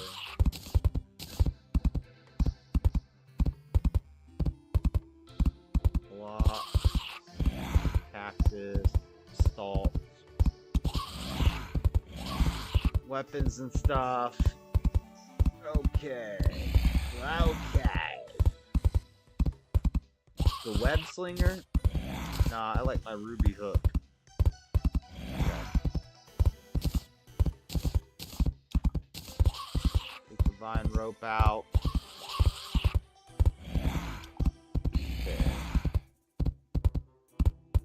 Blocks, no point in taking them out because they just go right back in. Alright, then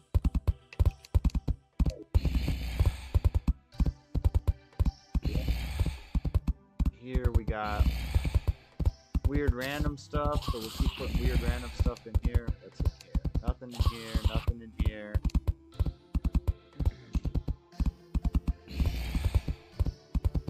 Vegetation and stuff like that.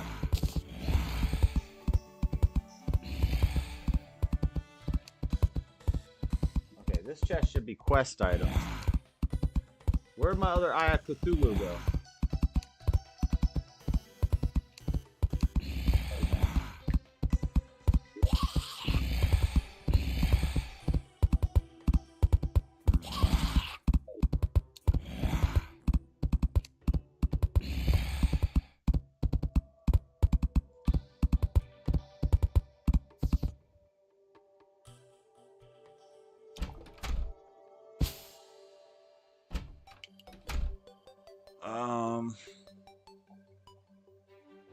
Okay, let me see. I should have an Eye of Cthulhu somewhere. It might be in my other house. Okay, so this is all random stuff. This is all also random stuff. I already have a bug net. Vines, ropes. Inactive stone block. I don't know what that is. Potions. Shows the location of enemies.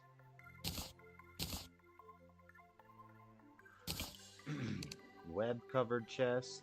Got another chest. I'm gonna have to expand the size of the house.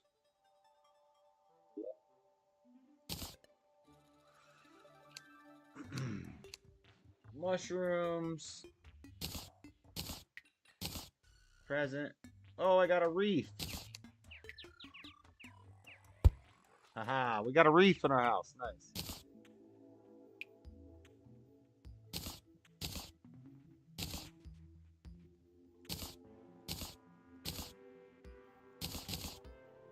Parka coat. Parka pants. Parka hood. Vanity item.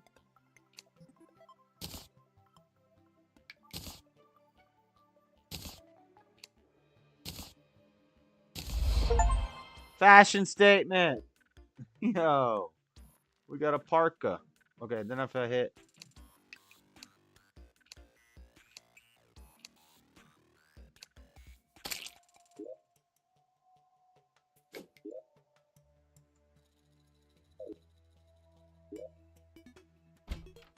equipment.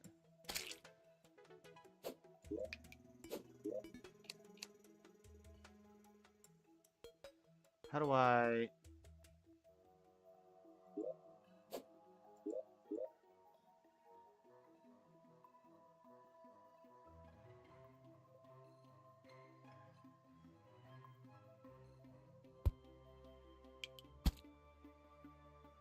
Loadout 1.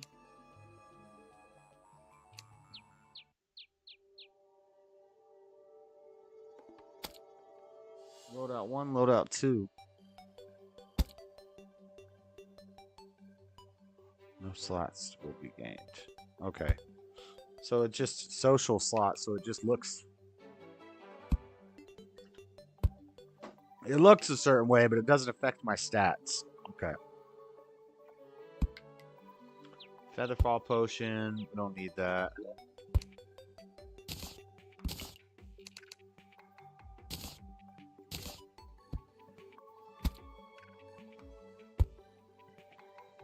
Ores. Seeds.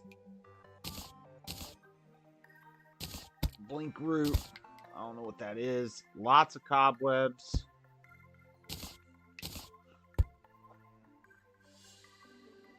And then I got a Eye of Cthulhu here. I'm going to put it in this chest. It's like a quest item.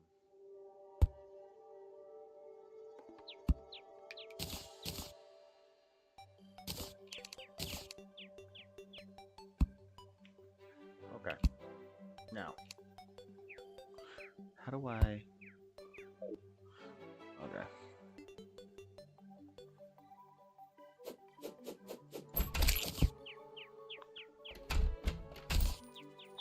Now I'm going to see if there's any new stuff I can craft. Go back to the video. How'd you keep your membership? Yeah, I don't know. William Armstrong I don't think Percy, I titled think they, Pederasty and renewed it. Pedagogy in Archaic Greece. In it, he argues that pederasty contributed to the meteoric rise of Athens. How does it make any sense that a purely sexual institution would cause the rise of a city-state? So to claim that the purpose of pederasty was only sexual and not educational at all is just plain wrong. But here's the rub. There do exist several passages from ancient literature which do display a sexual attraction of the Erastes towards his Eromenos. Most famous are the passages from Plato, especially in his earlier works. But to examine these statements and not examine the myriad opinions which come from the other side of the elite will give people a false idea of homosexuality in Greece. In fact, being exposed to only quotes like this is probably why the belief is so widespread. There are so many examples of writings which explicitly denounce sexual pederasty. Take Xenophon again, where he says that the ancient Spartan ruler, Lycurgus, viewed sexual pederasty in the same vein as incest. Or take Claudius Aelianus, a Roman historian writing in the 3rd century AD, who shared similar sentiments on the subject in his Varia Historia. And in Athens, the views seem to be much the same. Take this law, which was cited in the trial of Timarchus versus Aetius, where it is explained that any adult men who were caught sneaking into the schools or the gymnasiums while boys were present would be put to death. I don't know Aristotle, what's better. too, often denounced sexual pederasty. I don't know if gold or platinum is better. Gold pickaxe does 6 melee damage. Platinum does 7, so platinum's better. Flesh catcher. Tendon bone. What's my bow do? My bow does... I don't even use my bow. I just use boomerang. 10 range damage. This one does...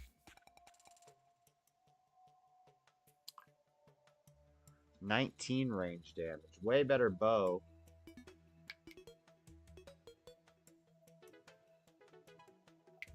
Bow and a fishing pole. Is this a fishing pole? I still have never fished in this game. Iron anvil. Lead bar.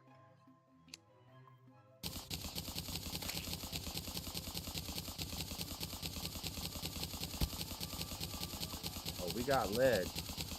Oh, we got lead on deck. Okay. I think...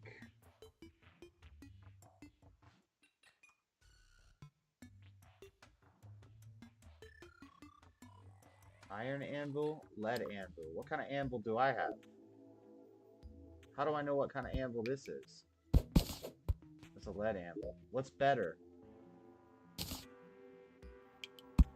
What's better, an iron anvil or a lead anvil? Is Shane here? Lead helmet, iron door, lead door, heavy workbench. Heavy workbench, I don't have that yet. Glass kiln, I don't have that yet.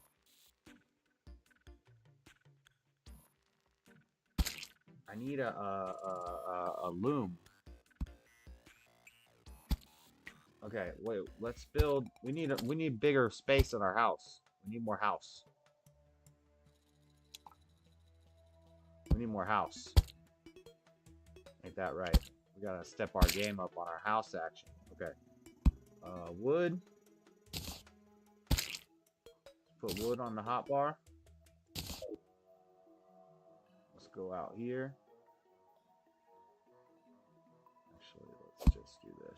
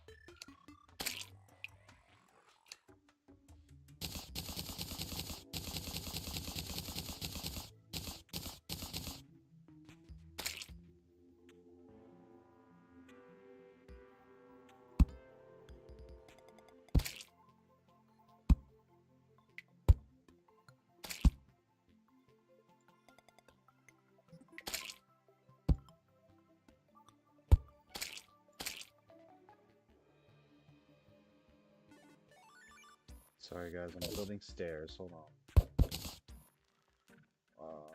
Crap. I think I put my hammer away.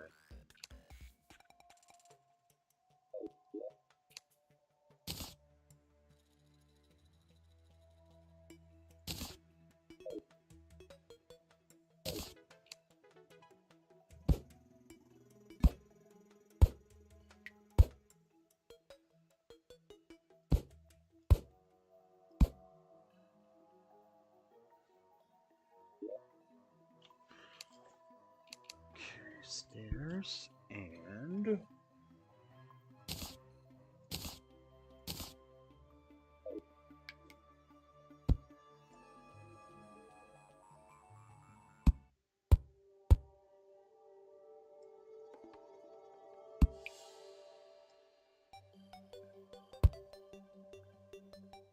okay. We go wood.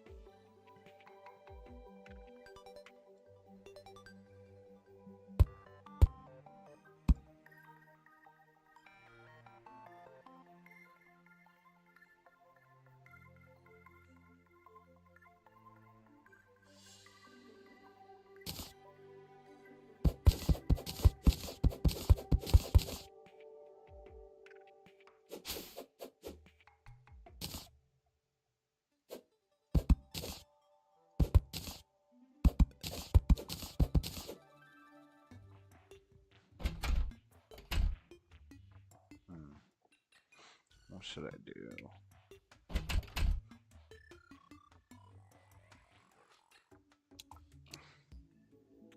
For now, just seal this off.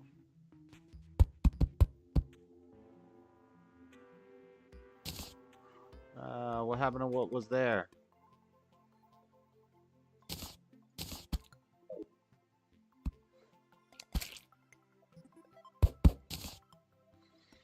And then we need walls, wood walls.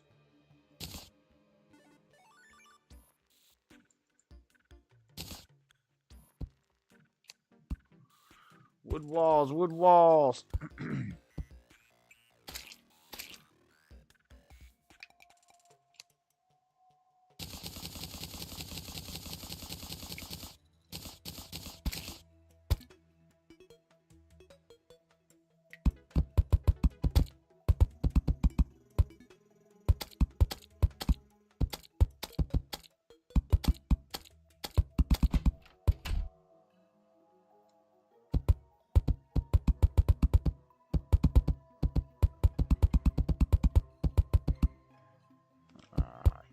Too far.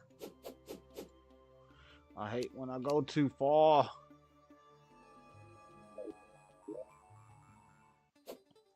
Hold on, let's play the video while I build this Take out. this passage from the Nicomachean Ethics, in which he refers to the practice as a disease, akin to plucking out one's hair or eating dirt, and says that it arises from being abused as a child. Look too at the erotic essays attributed to Demosthenes, where the form of idealized pederasty is defended. He makes extremely clear the non-sexual nature of the relationship by describing how the just lover ought to behave, that he should be chaste and favor behavior that is just and beautiful rather than shameful. He says that to seek physical gratification from his beloved would be an outrage, that he must ensure his love is properly instructed in the virtues and learns how to control his passions. Now sure, you might say that he was just writing what he thought everyone else wanted to hear, but at the very least that proves that that is what he thought everyone else wanted to hear, that was the prevailing opinion, that pederasty should not be sexual. And lastly, take even Plato, the man I cited above as being pro-pederasty, who in his later books, and especially his last book titled Laws, had a complete change of heart on the subject. In this book, he refers to homosexual sex as unnatural, an outrage on nature, a capital surrender to the lust of pleasure. He states that it makes one lower than an animal, likens it to whoring, and says that, quote, sexual intercourse between men should be once and for all prohibited. Now, I don't want this video to be citations ad nauseum, so I'll stop here, but just know that I could continue on for quite a while with this. To me, it seems that while there are several extant pro-pederastic mentions in literature, they tend to be very subdued, use language that is metaphorical, and they never once refer to actual sex, penetrative or otherwise. And this fact belies what the other quotes display to be an obvious shame felt by those who practiced sexual pederasty. They, like all Athenians, had a strong distaste for homosexual sex as an feminizing act. And they must have known that forcing a young boy into a sexual relationship that he had no way of understanding was not ultimately to the boy's benefit, to put it lightly. To me, it seems abundantly clear that the prevailing opinion on the matter was that the ideal pederastic relationship was chaste, and those who sought physical gratification from their eromenos were looked down upon as being unable to control their eros, also not setting a good example for their eromenos, and what's worse, harming the child and potentially turning him into a dreaded kenidos. This is not to say that sex did not occur between lover and loved, but we have no reason to believe that it was very common, and it certainly was not accepted as those in the pro-gay camp would have you believe. And really just think about the idea that they're trying to sell you here.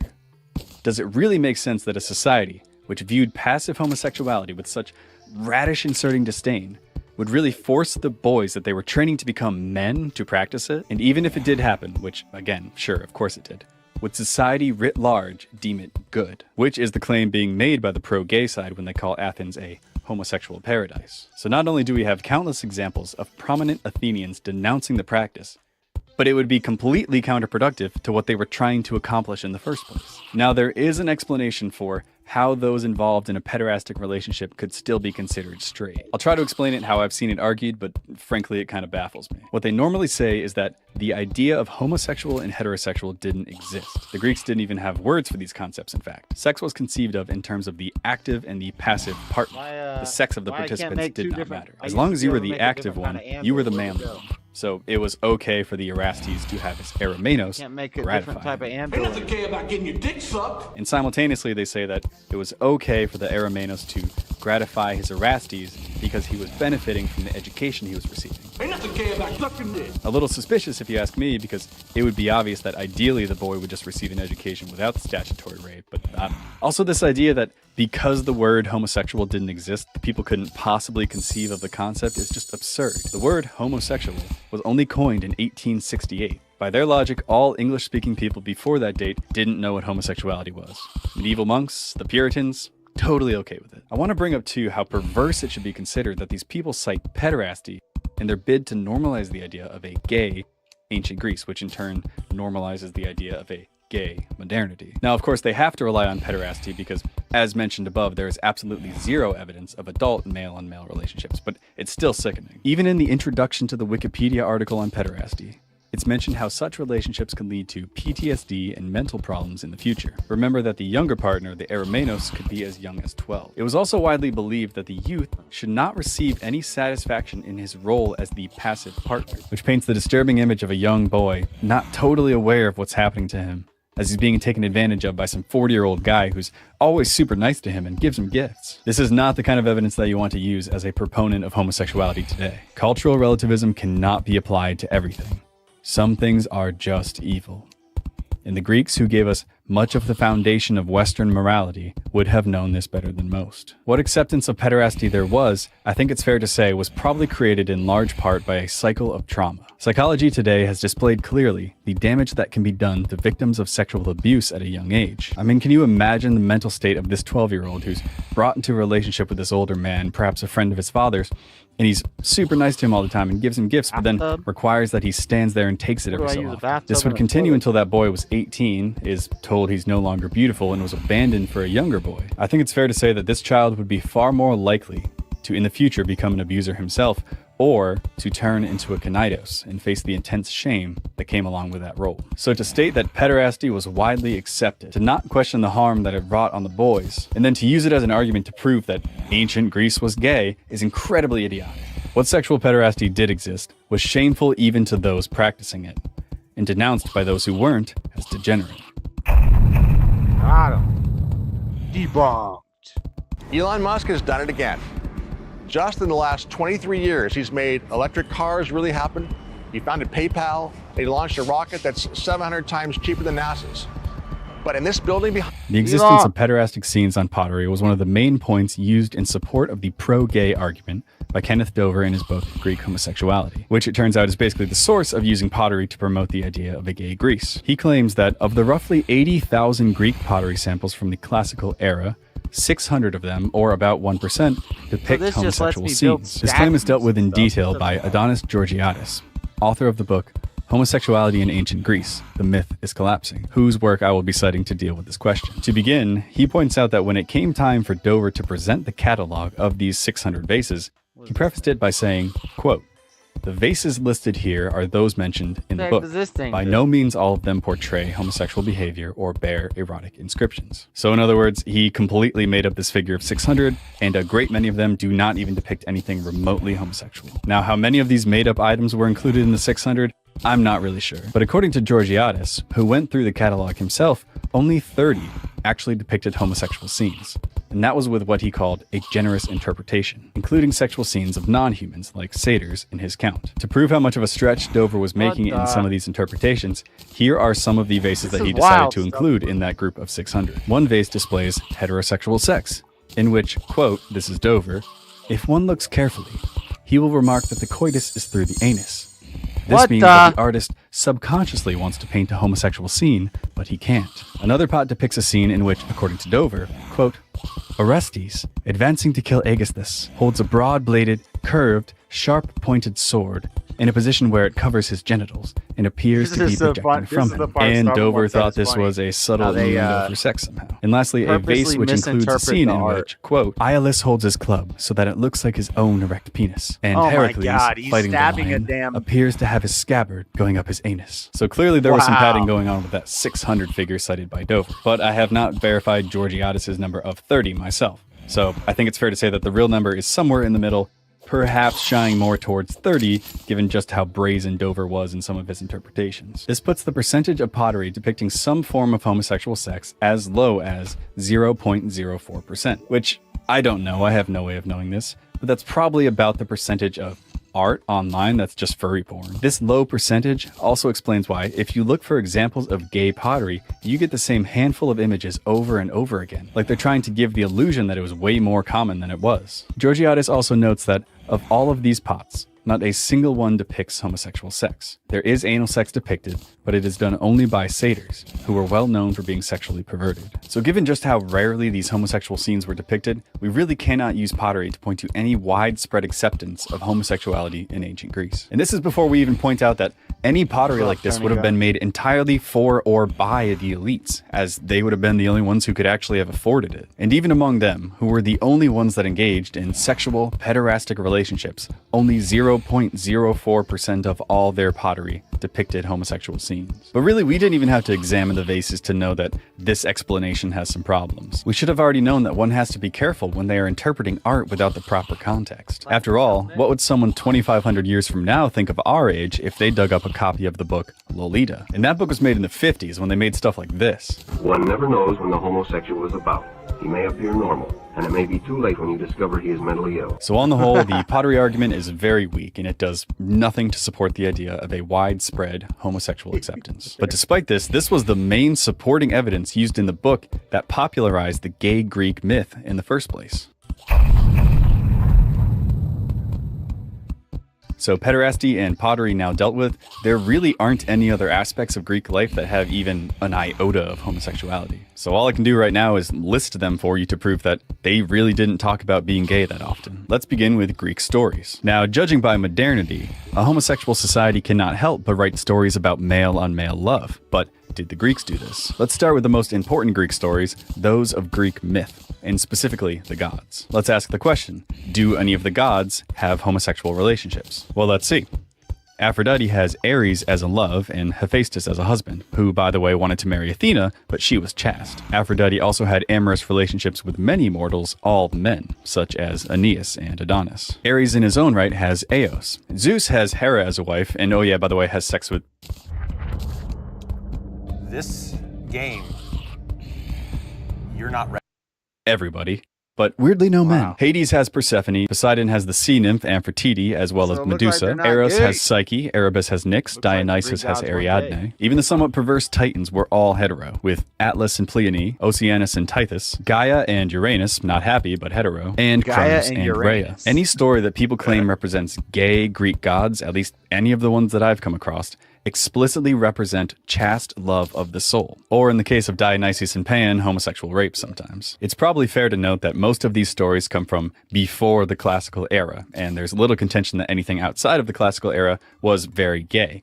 But it's still important to mention them because these are the stories that would have made up the cultural milieu of even classical Athens, and they are all heterosexual. The one story of the gods which is used most often to attempt to paint Greece as gay is the story of Zeus and Ganymede. Ganymede was a youth from Troy whom Zeus admired, so he made him immortal to serve forever as his personal cupbearer on Mount Olympus. Now, the question we have to ask about this story and what leads to all the confusion is that Zeus says that he loves Ganymede. Does this mean that he is gay? I certainly don't think so. Although this point might be lost on a lot of moderns, it's entirely possible to love somebody without having sex with them, but we'll discuss more of this later. Even Plato, the sometimes pro-pederastic cheerleader, disagreed that the relationship was sexual. He said that any homosexual attraction that Zeus was said to have for Ganymede was likely to have come from the Cretans to justify their own sexual perversions. Plato also suggests a heterosexual reading of the story, saying that the love between the two was completely chaste. So in short, any mention of a relationship between two men does not instantly make them gay. Which brings us to the most maligned, misunderstood couple in history, Achilles and Patroclus. I mean, surely these two guys from the Iliad are gay, right? They are described as loving each other, after all. Frankly, I think this myth can only be believed by people who haven't read the Iliad. One of the main plot points is that Achilles refuses to fight after King Agamemnon steals his concubine, Briseis, from him, who is a female concubine, by the way. But if you need more hetero reassurance on these two, number one, The first time Patroclus is mentioned, it is prefixed by the words Achilles' friend. Number 2, Achilles explicitly says that he loves Briseis, his female concubine, and that he wants to return home with her and make her his wife. Number 3, Homer never describes them as gay. Never even alludes to it, but he does explicitly mention them having sex with women multiple times. On this point, I've actually heard some scholars argue that this was only because everybody knew what would have been going on. They didn't need to explicitly mention that they were gay, which is like, should we just assume that everything else that wasn't mentioned is true and everything that was mentioned is false? I also contend that even if they were gay, which again there's zero evidence for and a lot of evidence against, it would have been unimportant to the depth of their bond. The deepest connection that two people can feel is one of the soul, not of the body, and the Greeks understood this more than most. If Achilles did have sex with Patroclus or not, it wouldn't have made his grief at seeing his dead body any less intense. By the way, did you know that gay men are by far the most sexually promiscuous group in the world? According to a 2014 study, the average gay man will have 30 sexual partners in his life, with 30% of gays having over 50. Are all of these sexual encounters the start of intense, soul-bonded love that will make you willing to die for the other guy? Or are they just meaningless hookups? Because of this reason, the Achilles and Patroclus couple idea fails completely a priori. And that's before you even read the book, whereupon all doubt will be completely removed. How about the story of Orpheus, which is often used by the pro-gay side, like in this article here? Indeed, he was so successful in proselytizing for homosexuality that he upset the local female followers of Dionysus, god of wine and drama. For those of you who don't know, Orpheus the musician tried but failed to delve into Hades to save his wife Eurydice after she had passed away. After this failure, he became so distraught that he gave up on women entirely, and, according to this article, also became gay. Now, I'm not sure if this story can really tell us much about how widespread homosexual acceptance was in Greece at the time, but if it tells us anything, it's probably not positive, because the story ends with Orpheus being dismembered by an angry mob. But wait a minute. Are we really expected to believe that a man who would travel to hell to save his dead wife was really just gay all along? What does the story actually say on this? Well, in the most famous version by Ovid, right after Orpheus just lost his wife, after almost rescuing her from Hades, and falls into a deep depression, we get just one line dealing with sexuality, and it reads, "Since Orpheus fled the face of womankind, and all soft union with the sex declined." You can pause the video to read the full passage here. My question is, how would this imply that this guy is gay? I mean, this guy watched his wife die twice and was sent into a bout of depression. But this is typical of the type of proof that the pro-gay side tends to use. It's as if they're really just banking on you not looking this stuff up yourself. And this isn't just Ovid's version. Virgil's version ends with Orpheus being depressed for months while he walks around Hyperborea.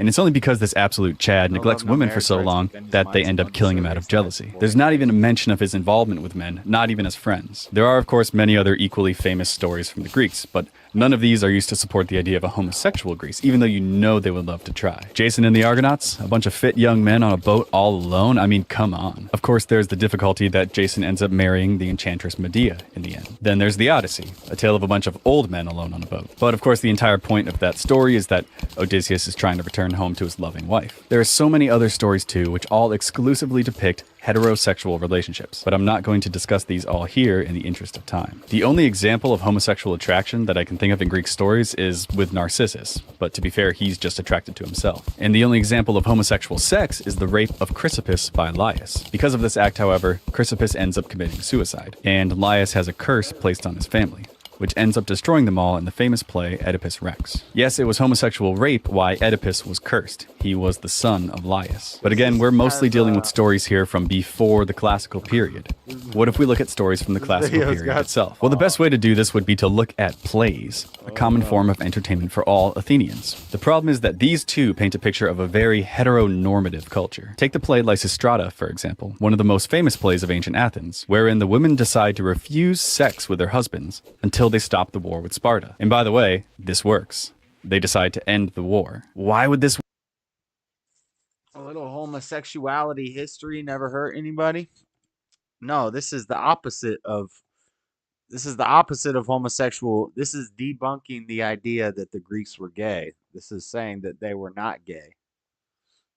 Work if everyone was gay. We can look too at the other plays of Aristophanes. For example, in his comedy The Clouds, which starts off with two guys sleeping in separate beds, and one keeps getting woken up by the other guy's fart. Really highbrow stuff here. The gay comes in 1,200 lines later, in a scene where one guy mentions that after they had been sitting down, boys would have to wipe the sand away from their seat, so the imprints of their butts didn't get any old men too excited. Now, to me, in this play that's basically nonstop toilet humor satirizing intellectuals, this comes off as a joke. And it's pretty funny. But academics don't like fun, so they take this as gospel. Seriously, they say that because characters like this existed in a play, it proves that they were commonplace in society. But this play also says that philosophy exists so that you may better lie to people. It would be like saying because you made a joke about Jared Fogle, that proves that you were okay with what that guy did. And one more fun fact about Aristophanes. Scatological humor was commonplace in all of his comedies, including characters that, although they were not old, they had difficulty controlling their defecation, and they were ridiculed for it.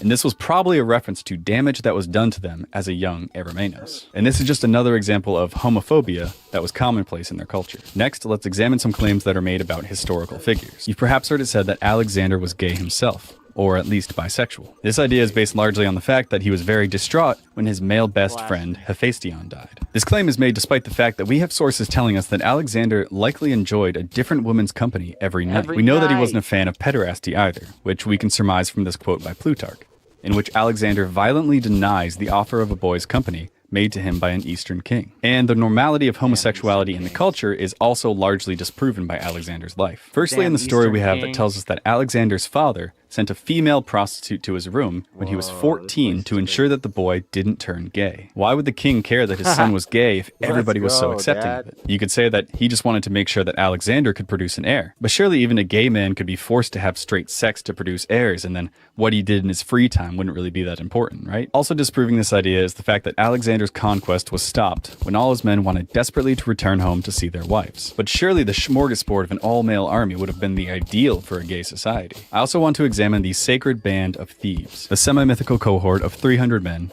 who were the elite guard of that city. The Sacred Band was said to be composed of 150 pairs of male lovers. Were these guys actually real? Were they actually gay? First though, a note on this video. Remember that because these men are acting in a feminine way, the Greeks would have viewed them as unnatural and shameful, which makes you wonder if depicting the Sacred Band like this was really just an attempt to form the image of Greeks as modern gays in our minds. Anyways, the only source for the Sacred Band's existence is Plutarch, in his writings on Pelopides, the group's leader. Importantly, Plutarch was writing about 500 years after the group had ceased to exist, and he really didn't write more than a few sentences about them at all, and he certainly made no mention of them engaging in homosexual sex. It's possible, too, that the story of them being lovers was one that was influenced by classical Athens, where the idea that an army of lovers would be invincible was popular in aristocratic and philosophical circles at the time, like in this quote by Plato. Notice the line about them abstaining from all dishonor. This in a culture which viewed being a bottom as inherently dishonorable. So how is it possible that they would maintain their honor, but also have sex with each other? To me, the story of the Sacred Band speaks more to our own culture's shallowness than anything. To the hormone-addled, early 30-something urbanite, it has become impossible to imagine forming a relationship with another human that doesn't involve sex, so it becomes easy for them to accept the gay Greeks' theory. But the deepest relationships that you have in your life are non-sexual, or if they are, it's not what's important. You don't get married for sex, or at least you shouldn't. Think about the bonds you have with your father, your mother, your siblings, your childhood best friend who knows everything about you. These relationships are all completely asexual, but you're pathetic if you don't feel the deepest, most profound sense of love towards these people. And the bond that is formed on the battlefield is, I'm told, perhaps the closest you can feel attached to someone. I've known of soldiers who fought together for a matter of weeks who have the most indescribably close bond with each other, and no, they're not gay at all. But the bond is so powerful that it can't be described by any other goddess besides love. This is how the Greeks understood it. This is her nature. Our conception of her is so bankrupt of meaning that we immediately assume that the Sacred Band were all boning each other when they're referred to as lovers, when in reality, even if they were having sex, this would be an insignificant aspect of their relationship. How could that be? For completeness, I want to talk briefly about Sappho, the female archaic poet who lived from around 630 to 570 BC. She was widely regarded as an extremely talented lyric poetess at the time, with Plato referring to her as the 10th muse. Her poems have been interpreted as displaying homoerotic desire for other women. This fact, along with the fact that she lived on the island of Lesbos, gives us the modern term lesbian. But was Sappho truly gay? Well, more so than even with classical Athens, there's a difficulty in the fact that our primary sources are extremely lacking. While Sappho probably wrote a lot of poetry, we only have 700 lines of her poetry remaining today, with only one poem surviving in its entirety. Here's the fragment which I think most clearly insinuates her possible homosexuality. And even this, frankly, does not extend beyond innuendo. I frankly don't know if we can say, one way or the other, if she was gay. It's entirely up to your interpretation of her poems, but most of them were destroyed by Christians when they took power. I actually would be okay with accepting the idea that she was probably gay, but to present the other side of the argument, firstly, she was known to be married. This doesn't necessarily mean she wasn't gay, but still. Number 2, according to Ovid, Sappho died after throwing herself from a window because of heartbreak from a ferryman. Scholars are usually quick to dismiss this claim as hetero-whitewashing, but should they? I mean, he was around at a time when more of her works would have been extant. There's also a much earlier reference to the same idea in the 4th century BC, in a surviving fragment of a play from Meander called the Leucadia. Again, we can speculate endlessly as to what extent this represents a mythologization of Sappho or a hetero-whitewashing or whatever, and I'll leave that up to you. I'm just presenting the evidence that a supposed lesbian killed herself over being spurned by a man. Some scholars have suggested that Sappho's lesbian status was created by comic poets from rival cities, wishing to mock those from Mytilene for their emancipation of women. Also, amusingly, the verb lesbiazen, which literally translates to act like a person from Lesbos, did not refer to homosexual women, but to giving a blowjob. I only include this to show that the idea of lesbianism certainly wasn't around at the time. Ultimately, there is very little that we can say about Sappho as a person, let alone about her sexuality. The scraps of her work that survive supply tantalizing references just substantial enough to convince those with a political agenda of their absolute meaning. But we can't say anything definitive one way or the other. But gay women will always use her as an icon because the evidence that we have is so perfectly ambiguous. I'll make a quick mention too of the physicians of the time, who were having a really hard time figuring out what caused homosexuality. Servanus of Ephesus was looking for an explanation as to why some men were gay, as to why they act so contrary to their nature. According to him, the popular conclusion was that it was a disease, which caused their lust to be greater than their shame. But Servanus, taking a view contrary to the orthodoxy, stated that being gay was not a physical disease, merely a mental illness. It's noted also that the pre-Socratic philosopher, Parmenides, considered homosexuality as a birth defect. But whatever the explanation, physicians could not view homosexuality as anything other than an error. So in conclusion, to say that the ancient Greeks were gay is completely incorrect. To say that it was a homosexual paradise is frankly absurd. For every one tepid endorsement of homosexual pederasty that academics attempt to tease out of ancient literature, we have 10 sources that explicitly denounce it as degenerate. Of the hundreds of tales from Greek mythology and popular culture, not one mentions an explicitly gay couple. As low as 0.04% of all pottery found depicts scenes that are in any way homosexual. And the number is only this high if you stretch it to include depictions of mythological creatures. Greek law never allowed for gay marriage, and men who were found guilty of sodomy were sometimes publicly sodomized with a radish as punishment. The limited homosexuality that did exist was only in the form of sexual pederasty among a small and perverse subset of the elites, not entirely unlike today, what we have amongst our own elites. But these practices in no way reflect the sentiments of the general populace, any more than the Lolita Express represents our complacency with modern pederasty. I think a historian looking back at today would assume that we tolerate the abuse of children, judging from how many visitors to Epstein's Island have been arrested. Think about how often homosexuality is depicted in our culture versus in Greek culture. Whereas they had a handful of pottery pieces among tens of thousands, and some indirect references in a book by Plato, our modern culture seems unable to produce a piece of media without the inclusion of a gay character, even if they're out of place. Things have gone way further here than they ever went in ancient Greece. And yet only 5% of people living in New York City, basically gay Mecca, say that they identify as gay. And complete homosexual acceptance is far from a reality even there. Think about what this might suggest about how accepted being gay really was in ancient Greece. I reject this idea of a gay Greece, because aside from all the evidence that proves it ridiculous, I feel that all living in the West have an inextricable link to our forebears, that human nature tends not to change, and that we are the same people as those that came before us. That our morality is ultimately based on what we find to be the fundamental truths of the world. To suggest that the morality of the Greeks was so drastically different from our own is necessarily to say that we share no deeper connection with them. It is nothing less than an attempt to sap the strong foundation of Western society which they developed and left as an inheritance for us all. So I encourage you all to reject this idea of a gay ancient Greece in the future. Instead, understand the subject with the nuance that it deserves. And always be aware of what thoughts you are allowing to enter your mind, and consider them all deeply before you accept them.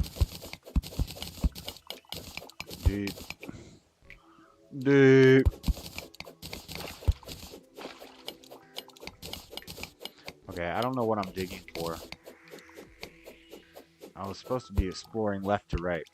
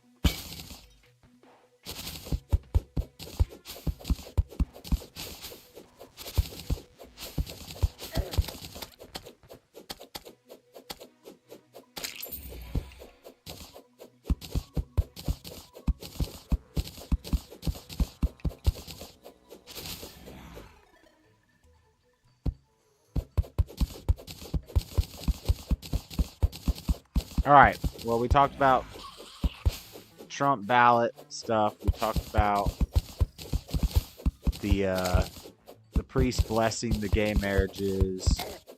We talked about Greece is not gay. Lots of weird cess stuff today. Or based cess stuff from the Greeks, debunking the lies. Have you been beaten any bosses yet? From what I've seen, my son played this. The bosses give you really cool items. I have not killed any bosses yet. I have the eyeball that lets me summon the Eye of Cthulhu, which is the first boss, I guess. But I also need to find this pink slime somewhere in the woods.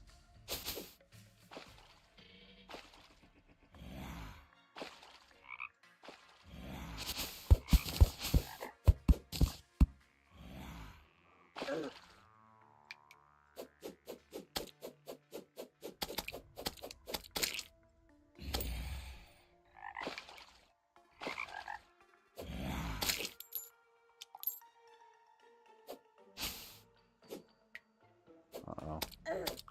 Lots of enemies approaching.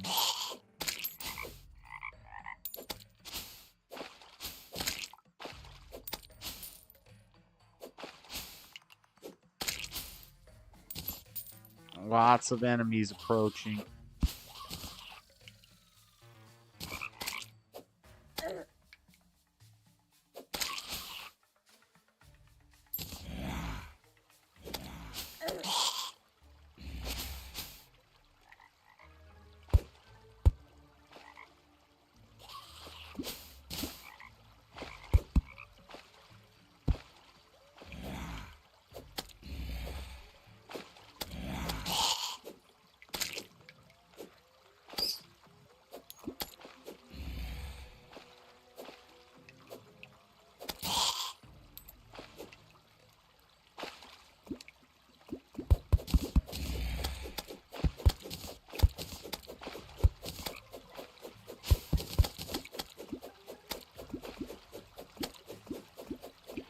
Okay. Alright, I gotta stop soon and go to bed. Oh, hold on. I got one more beer to drink.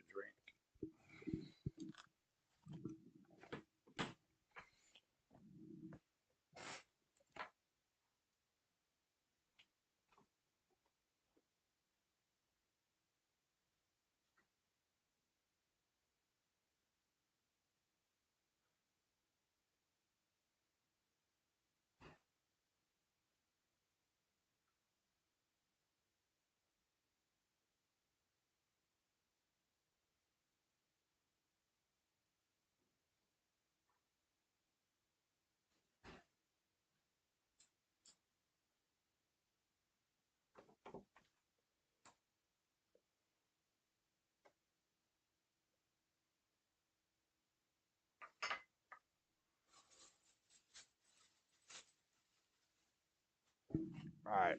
I'm gonna drink this beer, and then I gotta get off here. No boss is beaten yet.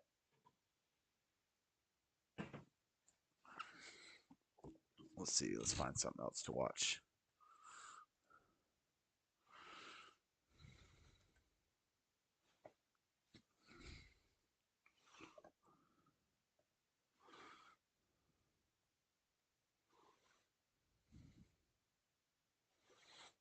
Jubilee.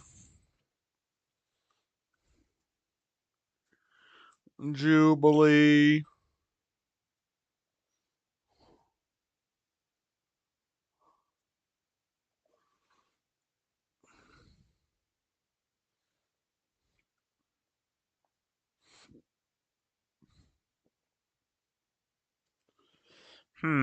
What should we watch?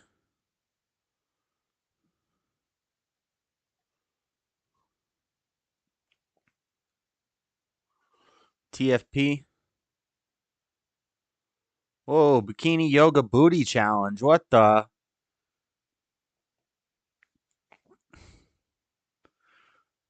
Only if the history includes Sodom and Gomorrah. That's gay history. Oh, that's some gay history.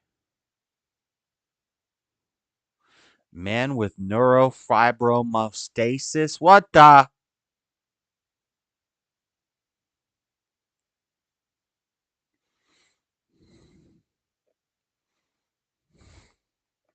Did you know about lasers? Now you know. I know all about lasers.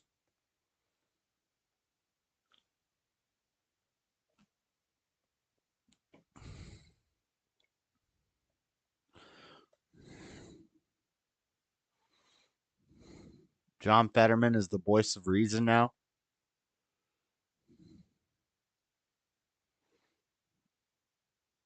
Huh.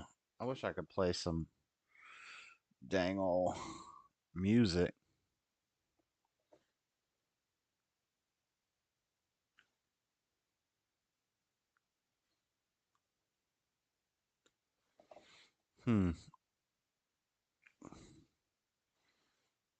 I think I can usually get away with playing Pierce Morgan. They don't hit you for those. They don't hit you for anything Daily Wire.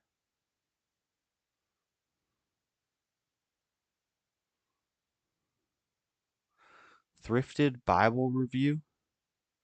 The Book of Mormon. Thrifted Bible Review. This is my son. He started StoryWorth so I could share my stories with my grandchildren.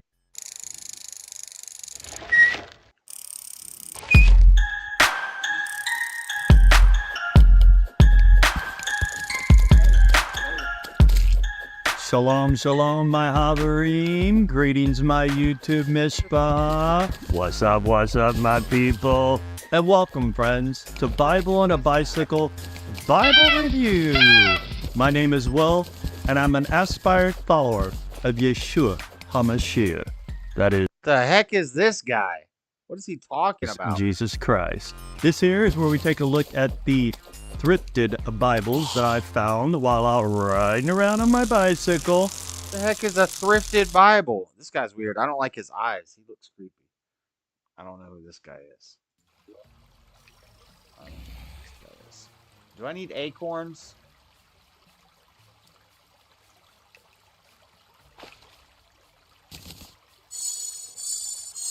Why won't it let me use the mana crystal? What the heck?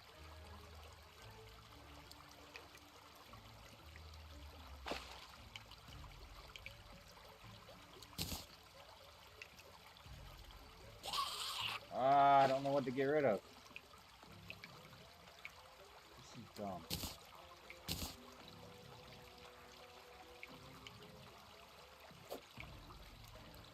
I would much rather have diamonds than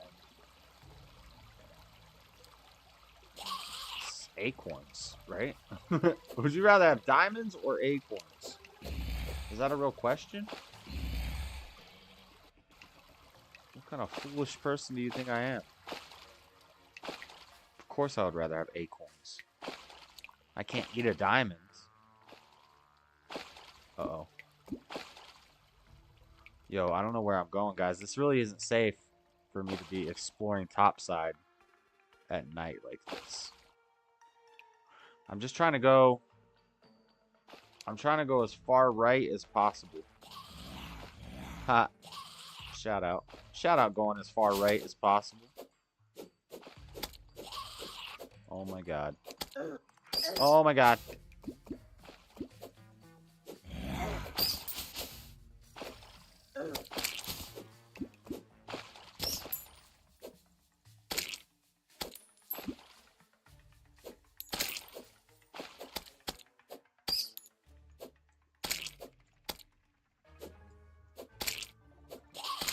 These eyeballs are everywhere. Can I play the game?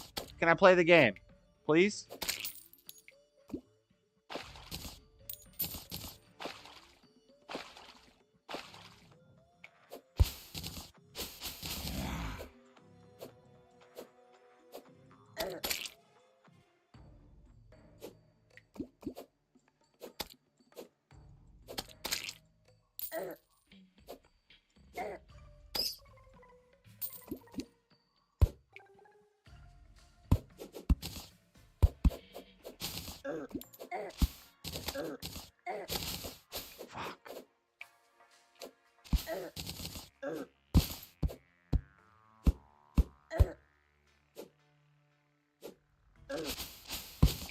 This is bad. I'm gonna die.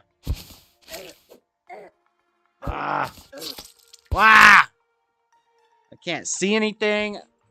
Gotta have gear to save you from falling to your death, though. I have an umbrella. I don't know if there's good stuff up there or not, but I guess you can stack blocks under yourself and make your way into the clouds, and there are platforms up there. What? I just hate how my inventory is always full.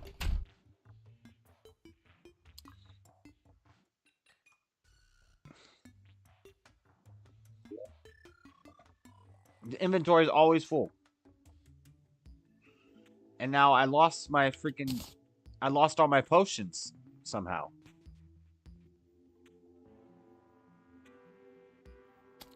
All my healing potions.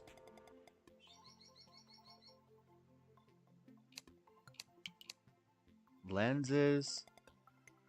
I think I put the lenses in here. No. Where did I put the lenses? I think lenses are a quest item.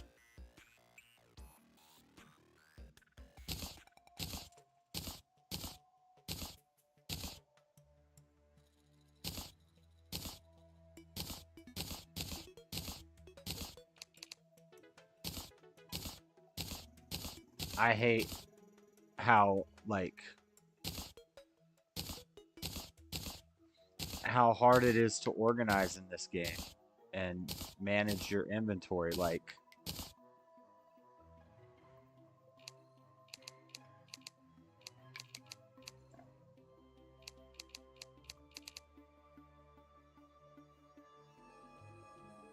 I have 6 diamonds, wood wall, glowing mushroom. I'll keep this on me.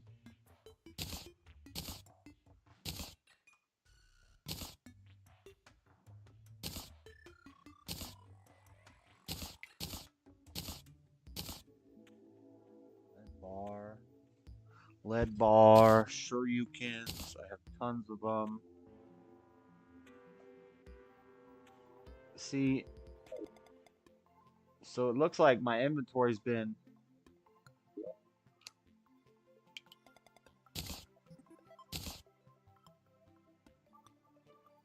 pretty well organized now, right?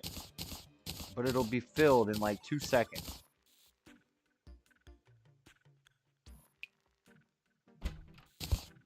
And I just take all the blocks with me because I'm digging, so I'm going to pick up more anyway.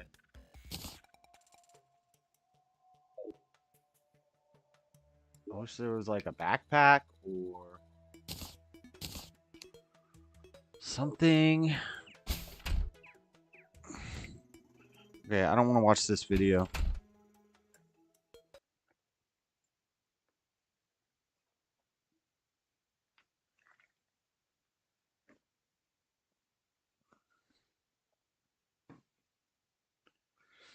I'm actually probably going to jump off here in like 15 minutes. Let's try to get back.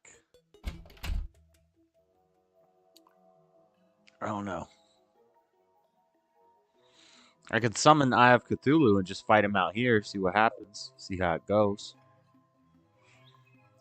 You know, we could keep working our way down, or we just head this way.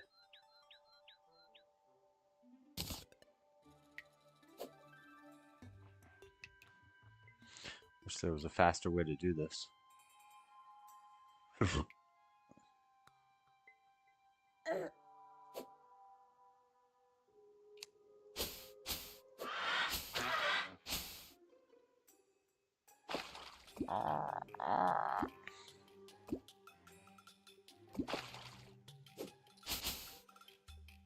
Is it a random oasis? Oh my god, these presents. I don't want the presents. I don't want your presents.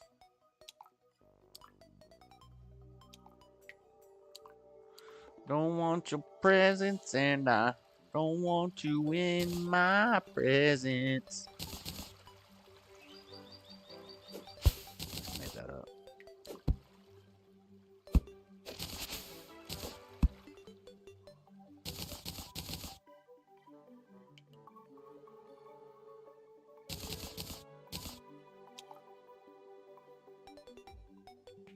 Is that a treasure chest? Did I open this already? Yeah.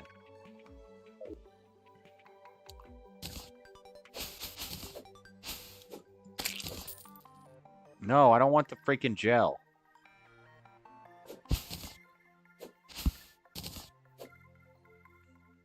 Also, there's probably gems and stuff there. There's something down there.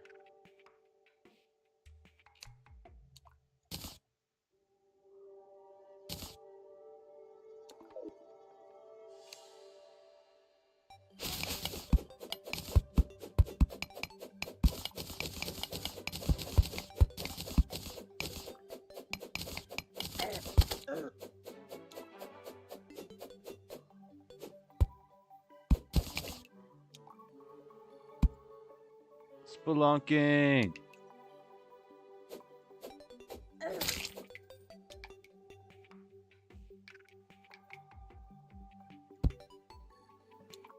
Spider cave? Spider cave.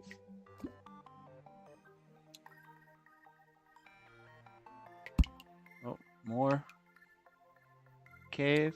Looks like a trap right there. Alright, we're just checking out possible routes for later.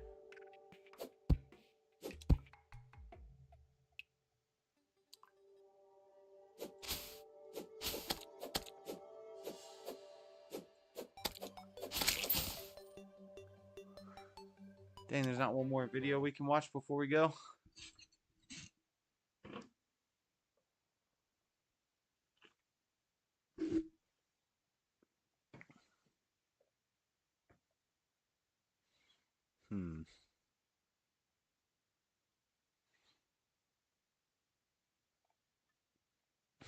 Yeah, I don't see any good videos to watch.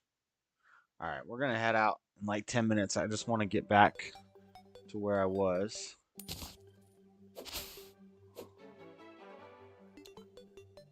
When I died.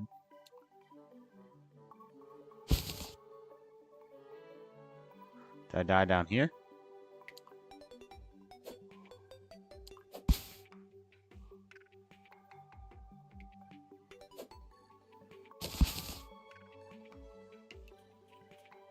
Whoa. Is this a new biome? Uh-oh. I don't know what that is. I have a feeling it's gonna do that. Oh, this is a new biome. Looks like I've been here. It's revealed on my map.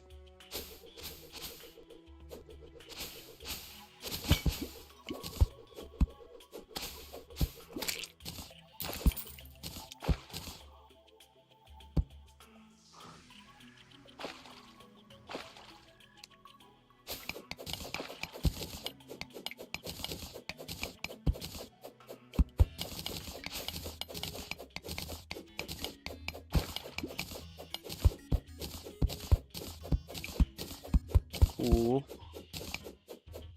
Cool little area.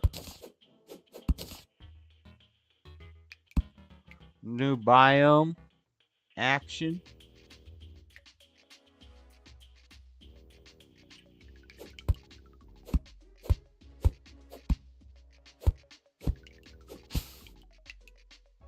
Huh. Is this where I died though? Where'd I die?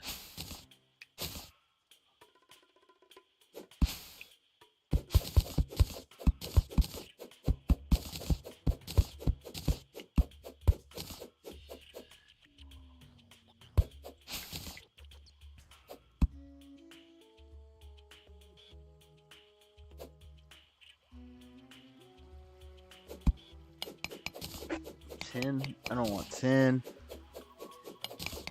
Oh no, I did go farther than this.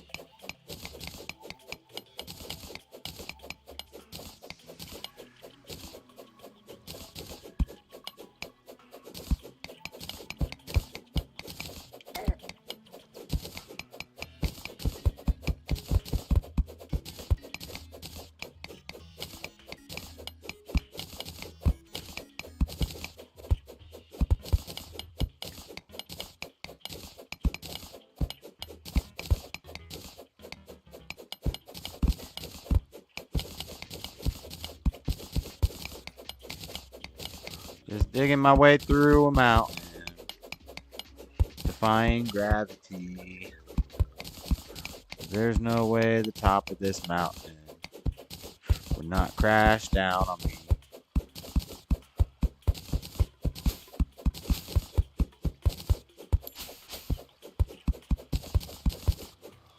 Okay. Okay, this is where I was at. This is where I was at.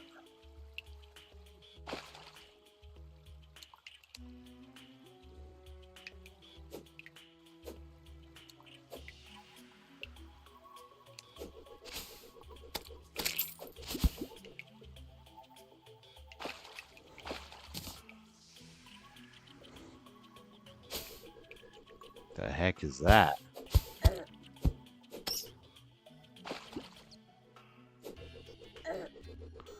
Deadly bugs.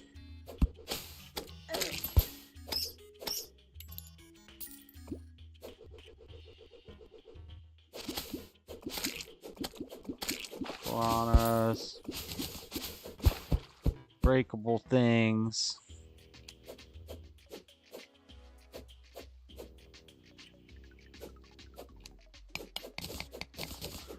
Stone blocks.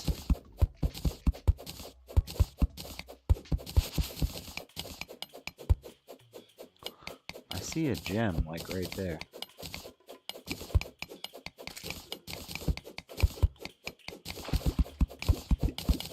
It's tin ore.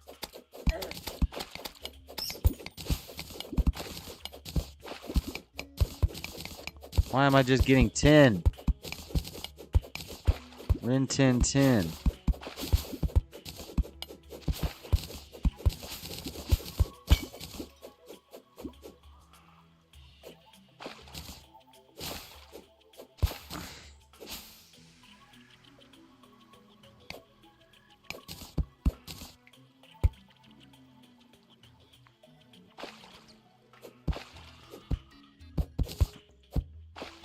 Little pocket to look at later.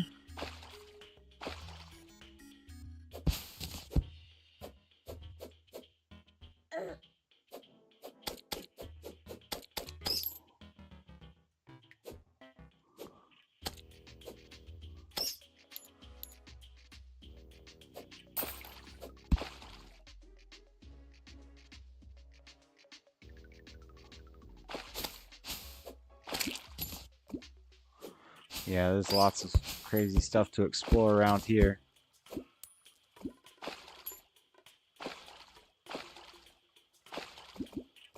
Oh, can I climb that?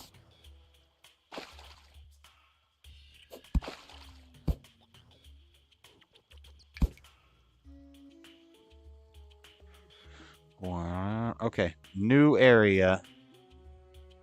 Something down there.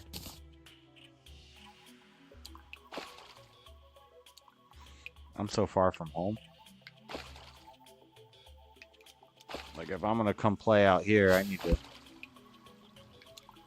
make a new house. I might turn this little cave into a new house. Herb bag.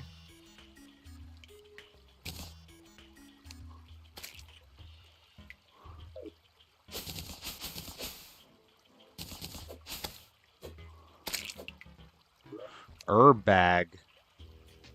Wooden boomerang. I got a ruthless shroomerang. 27. This is 10. Mine's better. Glow stick. Don't need it. Grenade. Don't need it. Rope. Don't need it. Sure you can. Swiftness potion. I guess I'll take that. Torches. I'll stack them. Silver coins. I'll take those.